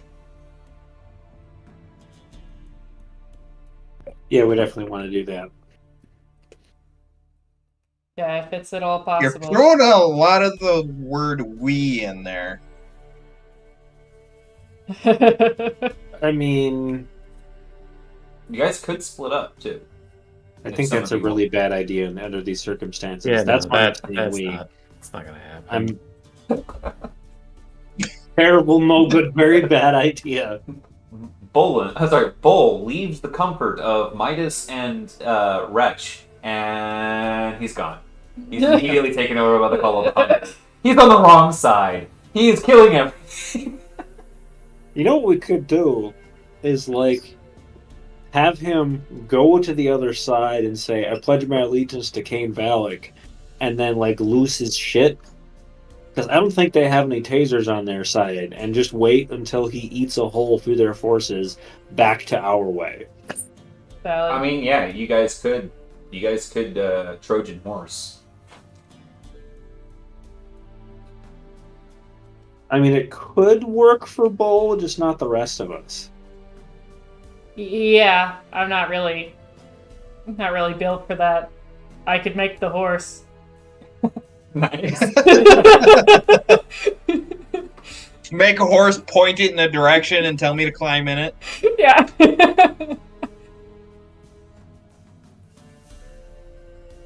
Anexia, amongst that conversation, looks at Midas and goes, "It is best that they go alone to Bracken Bastion, but I'll tag along, make sure that they find their way where they're supposed to go. There's no tricksiness up their sleeves this time. Make sure that they put themselves to use. And, honor the loss of my fallen tribesmen members with their efforts on the front line." Who was that said that? Anexia. Is that the chick? The lady that Yeah. stabbed me. Anexia. Okay. The Lady of the Lake. The ward that you guys betrayed. She Yes. wasn't in a lake. The Lady of the Lake. We didn't betray her. The people that died betrayed her by not being sturdier and also in the way of bulk. So They also wouldn't have died if she wouldn't have sent them. That's very true. If they'd just But not you been guys anywhere would in the have. forest that we were walking through. Yeah. Okay. I'm not going to make you roll for the Call of the Hunger because you chose to go to the same direction Midas is. So for the duration of you hanging out with him, you don't need to roll. Emery? Is Figured still there? Because I would like to give him the thing that he asked for. I just want a little aside. Because I have been carrying around stuff. I'll say before you leave, you can talk to him, but he's not going with. Okay. I brought him 10 filigree moss. I don't have to, prolong this at all. I'm very nice, cordial. I'm like, hello, here you go. You asked for this. Okay. So as you bring Figured the moss, he goes, "Oh, I have given up on that. Thank you so much." And there's this little memory that wraps up his leg, and it looks over and goes, and he goes, "All right." He feeds one of the filigree mosses to it, and it and the plates shut around it. Mhm. And Sorry. he looks over at you, and he looks over at you and he goes, "What?" It chirps and clicks and grinds in his ear as he leans down. It's okay. Sorry it took us a little bit to get back to you. It's been a wild ride. He goes, "Oh, I quite frankly forgot about this, everything that is swept me under here. But as they say, wood floats. So you can't be too bummed down by it." Sure. He kind of looks down at his buddy, the little buddy, Memory, that's with him, and kind of pats it on his head and goes, "But, sometimes wood has to burn to keep us warm." I'm looking at the little guy are you And okay? then, the ash that comes of us allows plants and flowers to grow anew. That's beautiful. He scrunches the memory next to him and goes, "This is Quebros.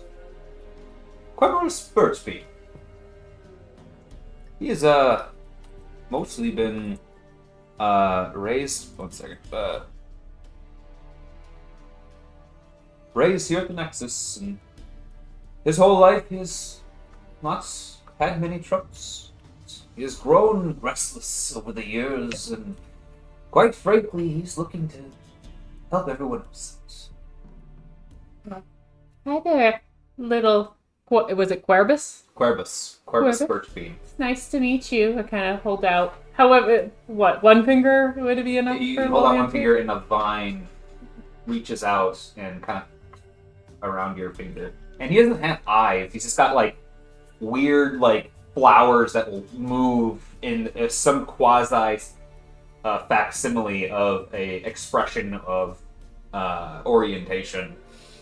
And at that moment, with him kind of coiled slightly around your finger, he jumps over into your arms. Oh! Wow! You're very friendly. And he's a little bit, he's about the size of a toddler. Oh, wow. I So try- is it like a... Sorry, go ahead. I just start kind of like awkwardly rocking it. Like I don't know what else Was to it- do. Is it like a mandrake root? It's a memory. So it is a plant that takes on aspects of organic material and inorganic material to make up its form. Otherwise, it's mostly vines. And so right now it's mostly vines with wood and some rocks embedded in it. And you can see a glint of flint here, and a few flowers coming up, to show some expression. And he can kind of chameleon those a little bit too. So, as I mentioned, this is Querberos Birchbeam. And he's taking a liking to you. Oh, nice little guy. I see. That's just cute. Oh, so cute. You take care of him, okay? Wait. What do you mean? Take care of him? This is... You're a mom now. His soul is that for adventure. And that's... He wishes to keep us safe. And those that have protected him. You're going to the front line, and it is right to go with. Are you sure, little Querbus? I mean, it's gonna be dangerous out there.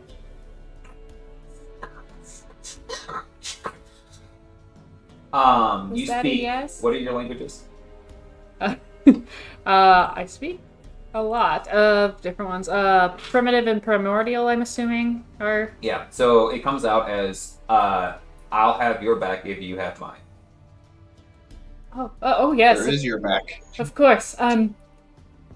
As you say that, as you say, oh yes, he sloops over to you and, like, covers your body for a moment. And it's very weird. It's like, I'm covered in snakes, I'm covered in snakes.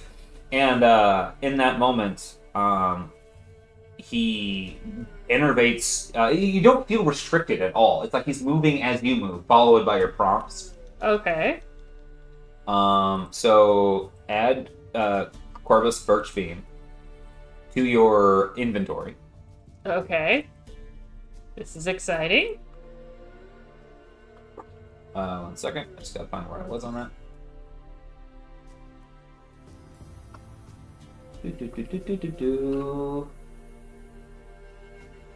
Okay.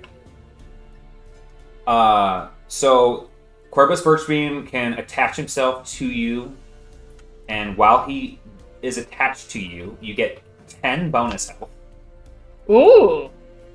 And while you have that bonus health, you get +2 soak. And burn, bleed, and acid conditions all take +2 more advantage to proc on you. So, But as soon as you take 10 damage, he's dead. No. so I don't want to be that guy. But this is some shit, and let me explain. Sure. So there's person A. Dropping this in the chat. So there's person A who deletes Emery at every possible opportunity. And every time our 2 tanky members stand in front of Emery, person A finds a way to shadow drop a bird warrior behind us and get her ass. And then person B gives her a crazy, super tanky, awesome ability. But the problem with that is person A and person B are the same fucking person, and I see through you. You can't solve a problem you created. That was the Josh of like a year ago. That's hilarious. Yeah, I don't think Emery has almost died in like 6 months. Thank That's you. been a while. Yeah. Probably not since we left the... I dropped it Yeah, in the that's chat. You can Yeah. I know. So, Corvus Birchbeam, if the armor breaks, so if you take that 10 damage, Mhm. he's no longer usable until you perform a long rest. And he also consumes an extra ration every single day. I was my literal next question was gonna be like, what do I need to feed him? So Oh, he's a carnivore. Oh, no, he's an omnivore. omnivore. He eats both plants and meats. Yep. Okay. You don't feed him, he's gonna eat you. Yeah, that's fair. Wow. Well, it's lovely to He'll meet also you. process inorganics too. Now that I think about it, like he'll absorb rocks and stuff like that into his frame. Wow. Eventually, you'll look like the Swamp Thing. He needs a Grow balanced him diet. bigger. Feed him a lot so he gets really big. Very missing. All right, let's do this. Feed him some of that magic mud. Oh, it's gonna be great, guys. It's gonna be great. Got a new friend. So right now he's like, I picture like almost like a Tangela, but with not sneakers and some rocks thrown in there, and it's kind of just like flopping along next to you, kind of like the brains from Baldur's Gate 3, the little brains at the feet, you know? Sure. It's kind of like a plant-based version of that with some rocks and shit in there. He's just kind of blombering along next to you. All right. So he obviously doesn't take the place of my armor. He just goes on top, right? Correct. Okay. Yeah. Got it. That's super fucking cool. It'd be weird if he was on you and you weren't wearing armor. And I'm gonna argue, because I know this is gonna come up. It's noticed. He is big enough to fit on Wretch or Ilya, but he's not big enough to fit on both. Damn. So, but that's a relationship thing that you're gonna have to build up. But since you're a Wooland and you can speak his language and you literally can attune to things' souls and comfort them and stuff like that on this front, you are naturally, and you also went up to Figured, so you naturally have him, but you could theoretically, other people could use him. It does require attunement as well, just like Ilya's sword, and so on and so forth, and your staff. I want him. He likes me. You're the squishiest one in the group, so I think that's fair. Says the guy that finally got some armor again. Yeah, I got armor and health. I used to have very mediocre health for the amount of damage I could do. That's fair. Put on some skin, boy! How's your soak? Mine? Yeah, Yes. I don't think his soak's amazing. His defense is good because he's agility based, right? Yeah, my soak is only 4. Hey, yeah, so is mine. Not bad. Yeah, but my defense is 5. Legend. So for the sake of time, I'm gonna say that your travel with Midas and Anexia and a contingent moving west is relatively uneventful, and it takes you 2 days before you part ways to go to Bracken Bastion, where Midas takes the remaining force ahead. Note that you guys did the corpse fleas never left at the time that you guys did. They're going on their own thing. Sure. You guys part from the rest of the group so as not to draw attention to Bracken Bastion, as if they would be, having sides with people and whatnot. And but you guys do have Anexia tagging along Shepard. As you end up back at the large treetop or stump top structure, it is rather cold and pale. Things seem a bit sepia. It's kind of drained from some of the color. I don't know. It's just not a very welcoming sight this time around. As the oppression of Cinder, the context of the war, birds are... Oh, sorry. You make your way up to the top of, and in front of the 2 great doors by the set into the stone walls that surround this stump top.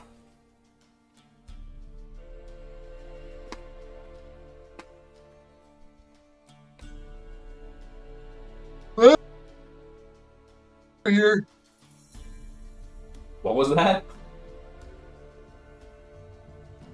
Ilya? That's me. Oh, So we made apparently our you way- didn't hear me. I said, well, Ilya, you're the one that wanted to come here. Yeah, I'm gonna hail to the Bracken Bastion. Okay, do you have a horn, right? Stone has horn. I think so. As you approach, there doesn't seem to be like posted guards up in That's not good. the top or anything. After about 30 seconds, you hear sounds like you take a little bit of time. Sorry, it takes a little bit of time, but eventually the doors open. And on the other side of the doors, a really, really short-statured person peeks out. And you see the fair-featured, squinty-eyed G looking across from the other side. Oh, it's you! Well! And she opens up the door. Looks like you got another tag-along this time. And she looks over to Anexia. They're just my charges for now. Anyways, I'll leave you to it.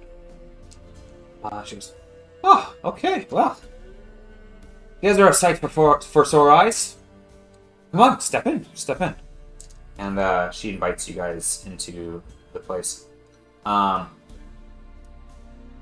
Say, whatever happened to... Did you happen to see my my apprentice? No. Her apprentice is Wallaby. Sorry, not Wallaby, Oliver, at this point. We saw him. He, Well, go on got out with himself it. involved with some woodland politics. Is he dead? No, he was being escorted back to safety by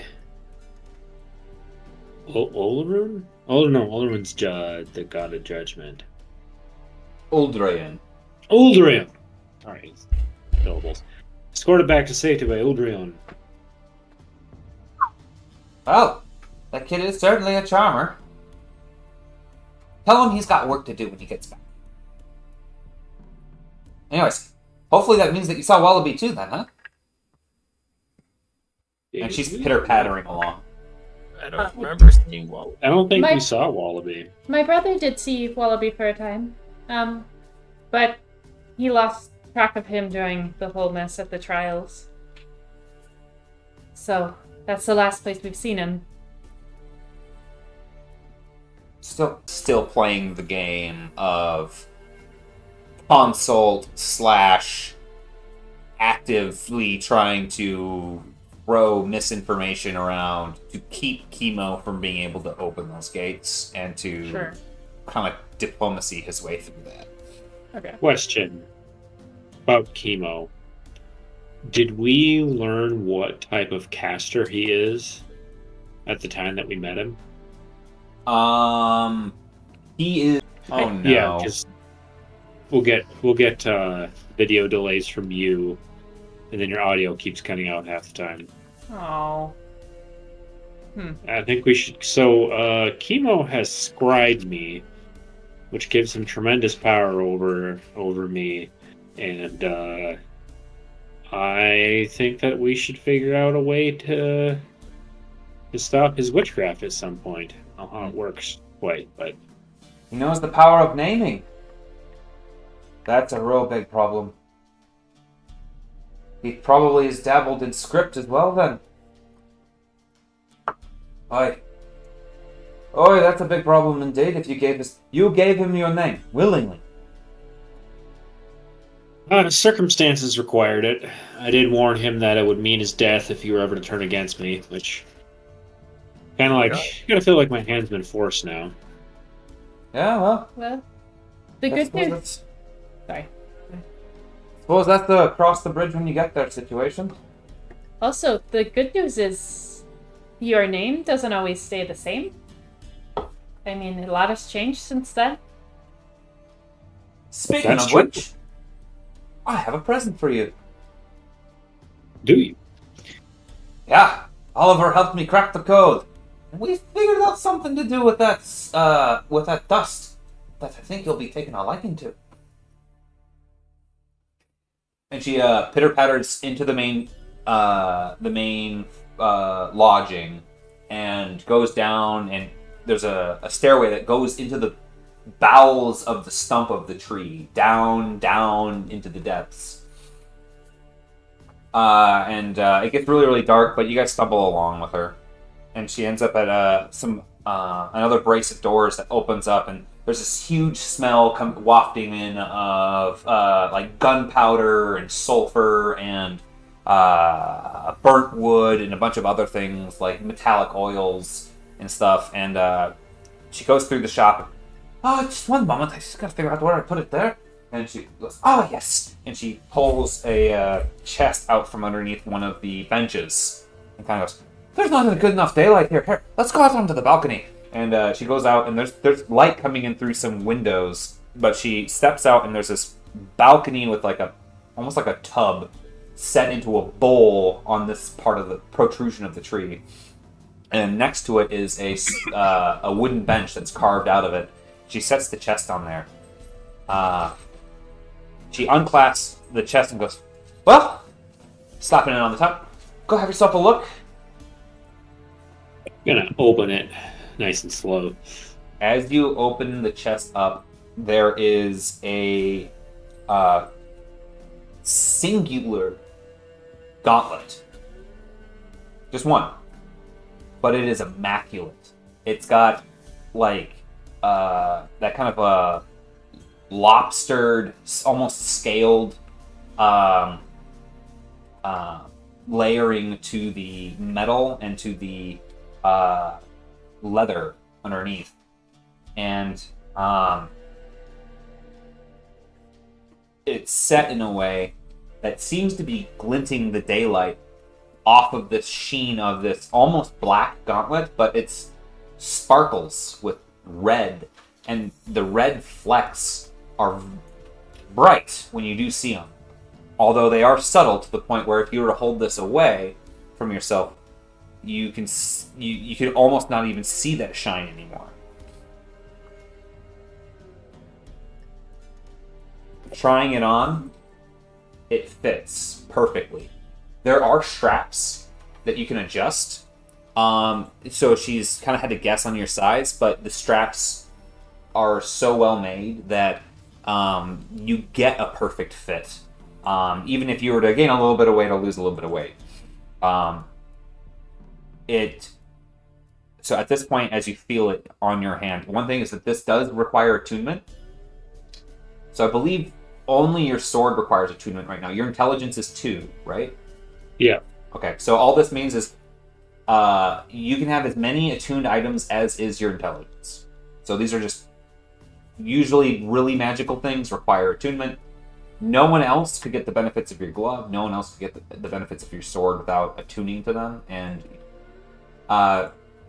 she goes, I had to guesstimate on what would actually happen when you worked, but since I couldn't attune to it myself, I really learned. But with some of the dabbling I've done, I think that you'll take a liking to it. It, well, generally speaking, will enhance your senses and create you, allow you to have more strength and more speed in all of your endeavors. With that hand, of course.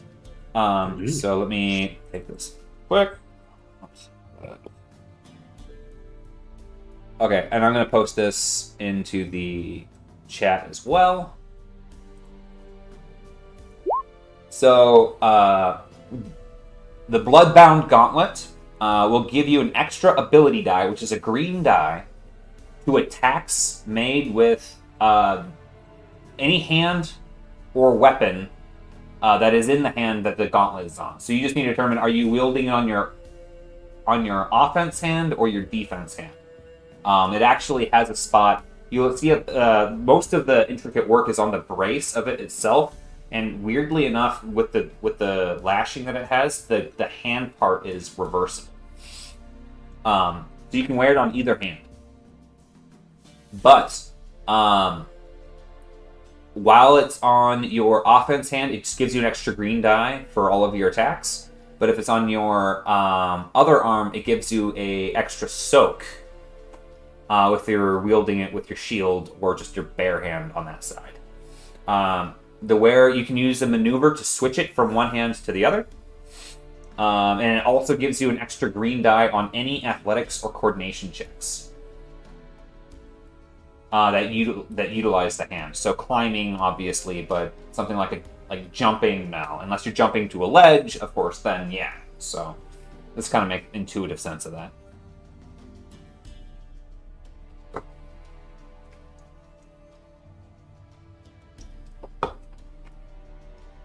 Super cool. Thank you. It is a beautiful piece of equipment. Aye, well, it was a honor to work with such strange materials. Well, can't say I'm not flummoxed by you being here.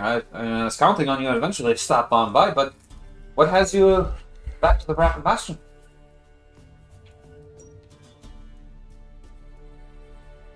Well, for me, it was getting a piece of myself back. Remember that you had to hold my blood dust. Oh, I'm mighty gonna blush if you made it, took the whole trek out here just to see me and my works. You happen to get on after that Ambrosia and Lord Rainier? Well, we did meet with Ambrosia, and that evolved pretty drastically. Sorry, did you happen to track down Ephemria or Lord Rainier? Not Ambrosia. You guys had already seen Ambrosia by the time you guys had come through here. Not Ephemeria, no. I think she's a bit out of our current area, unfortunately. So the Onyx are still going unchecked then, huh? I'm sorry to hear that. Well, hopefully you made some progress on some of your other endeavors.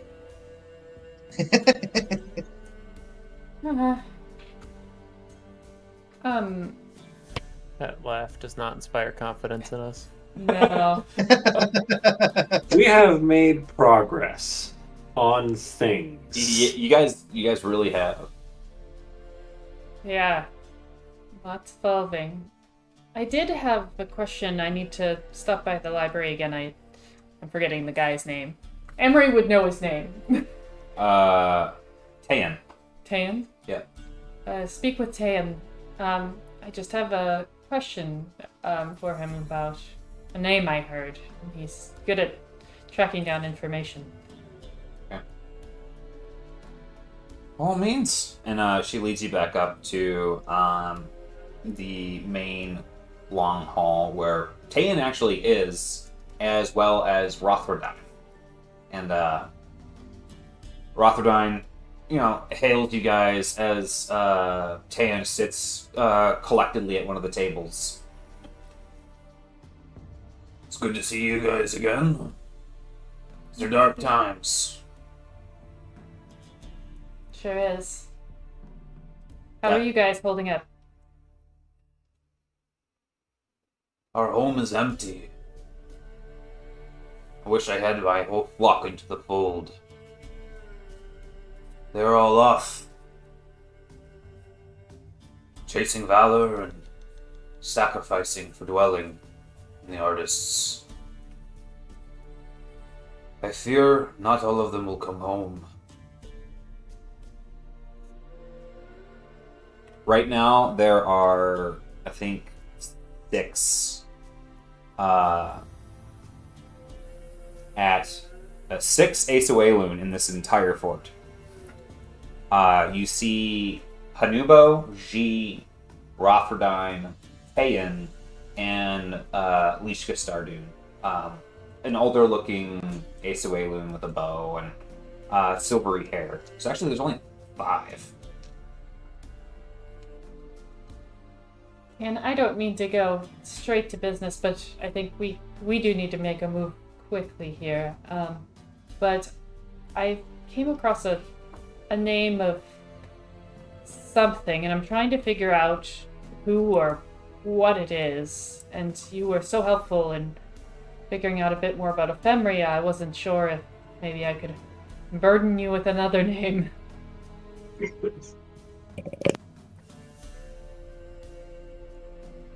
Dude, can. Tayan, get over here. And goes. Oh, yeah. Names, huh? I like names. Hopefully this one's not too esoteric. Hopefully it is. I'm not sure, I guess. I'm guessing it's a bit esoteric, but we'll give it a shot.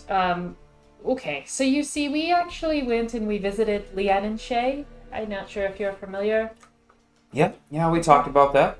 Well, she mentioned somebody who she kind of made sound like her boss or something, that someone that she wanted to give a gift to, and well, I'm not sure it's the type of gift that any sane person would, or thing, or whatever, would consider a gift. And so I'm trying to figure out who exactly she's trying to give this thing to. And the name was Jana Montig. Yeah. I've done some research since the last time you guys talked through and mentioned some of this, but John Amatig, from what we know of him, he's said to be an artist. As you guys know, the artists are the gods. Like, empirically, they are the gods of this world.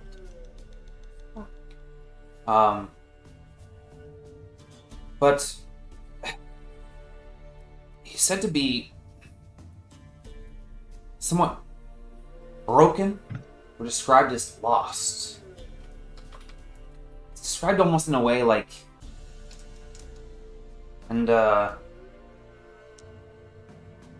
only sort of translation I've been able to get from that is that he's the lost artist.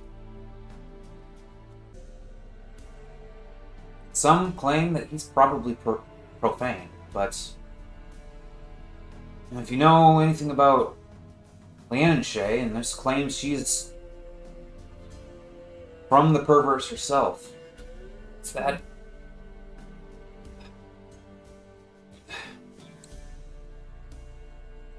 I don't know if they're evil or if they look to corrupt this world. But whatever they do, they are doing it off on their own. We don't know much about it. That's one of the few things we know about him. Huh. That sounds strangely similar to what Azralam asked us to do, doesn't it? Right? No. Azralam's lost son was from the Blacklands, a force of nature, Avalon. Yeah. Avalon. It's a living mudslide. Okay. No, John Amatig, when he's referenced, he's not a demigod. He's an artist unto himself. Huh. Not a creation of another god. And the parallels of him being drawn to Baya as a creator are,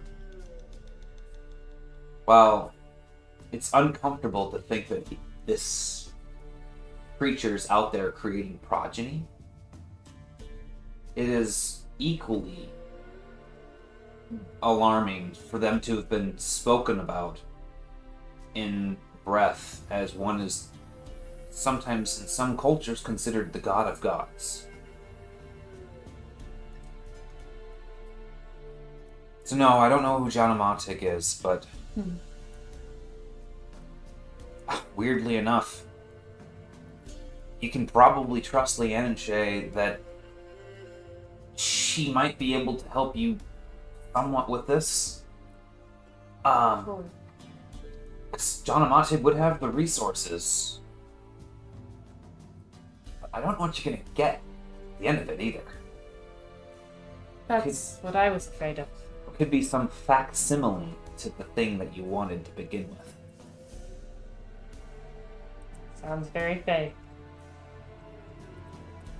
Well, thank you. Sorry to burden you with yet another question, but much appreciated. Oh, I'm... What's use of knowledge if you're not gonna share it? It's one of the only things that only multiplies when given away. But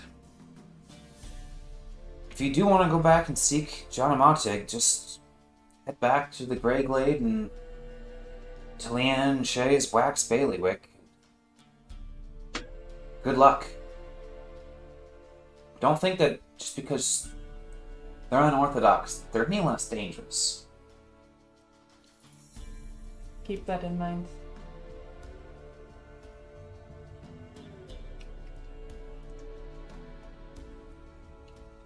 Rotherdine speaks up. I haven't heard back yet from Ranya.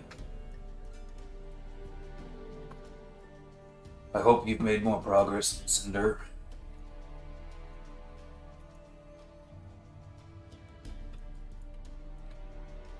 We've certainly learned a few things.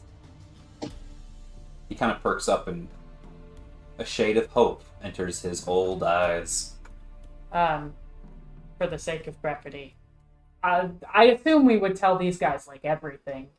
I feel like there's no reason to not trust them.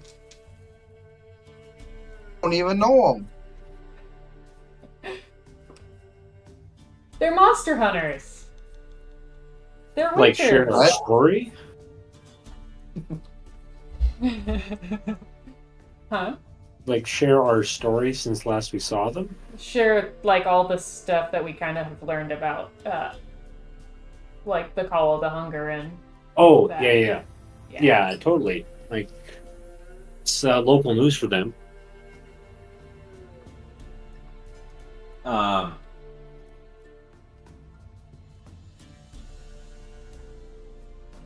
He just picks, Rotherdine just picks at his calluses on his hand while you detail in full the story about the sick god, Cinder.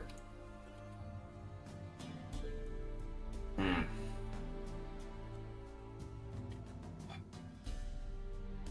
fear Ranya bit off more than she could chew. There's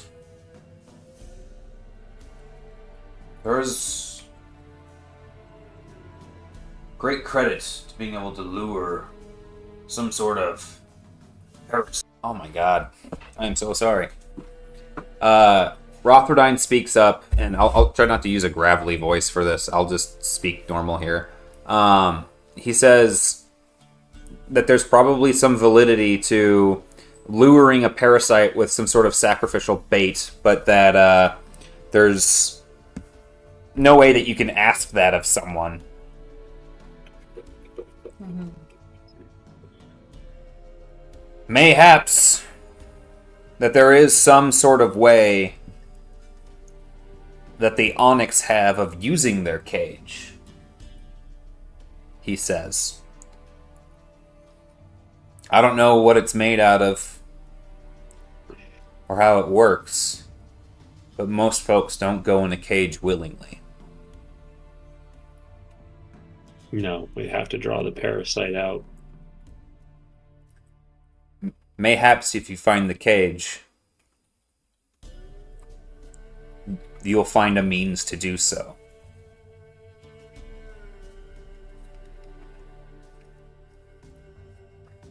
Then again, if there's anything we know a little more for, it's R&D.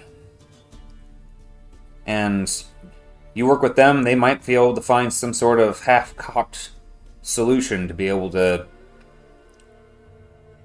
either kill this thing or lure it out or something. I reckon this is something that you guys have the resources for and are positioned for far more than my Asuelun, and at this point I don't have anyone left to give. Lishka Stardune's our only dedicated warrior left here. Everyone else is out on the hunt.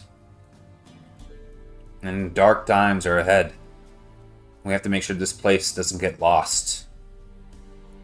Lord knows many other places dedicated to the preservation of this world have already been forgotten.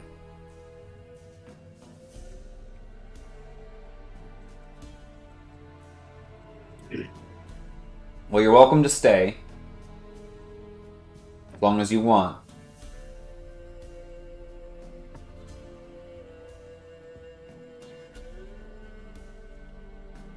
I think we've got to get going. Yeah, if we can make daylight time to try to get back to the front, that's the idea.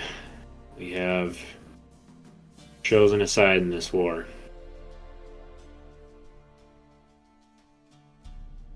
Judging by the presence of the Nexia, you're working with the Deermen. Indeed we are. More accurately, working against Cain Valak. Well, I'm glad to hear that all of our efforts to help the Dryads maintain their life in their trials of struggling to maintain consciousness and sapience over the years, all of those efforts won't be for naught. Good luck, but please, out of the courtesy that we've shown you, don't drag that into our fort. We will not. And with that, he escorts you back to Anexia. Oh. All right. You got what you need? Indeed we did. Alright. Let's go find Midas. And that's what we'll pick up next time. Now, everybody remember, don't let Midas touch you with his bare hands. Yeah, he's a registered sex offender. That is- God, no. What? Oh no! What happened in the chat? No. No. None of that. I don't like it. Midas is a good boy. That's a real good boy. He's real helpful. Not as good as any rat or anything. Does Midas have a bonk stick? Midas does. He's got a shepherd's hook. Well, that's farm boy bonk stick. We got Wretch. That's He right. literally reconstituted me from blood dust, and look at me now. I got a magic glove, and I'm killing left and right. Yeah. I think we should have just left you there. Oh, Could have just left you there. I couldn't. I gotta just lay this out. Hey, Wretch. What? Wretch, I just want to point out to take note that if we're covered in mud, you're gonna have to give us a bath before you heal us. You doubt my power. He can overcome mud.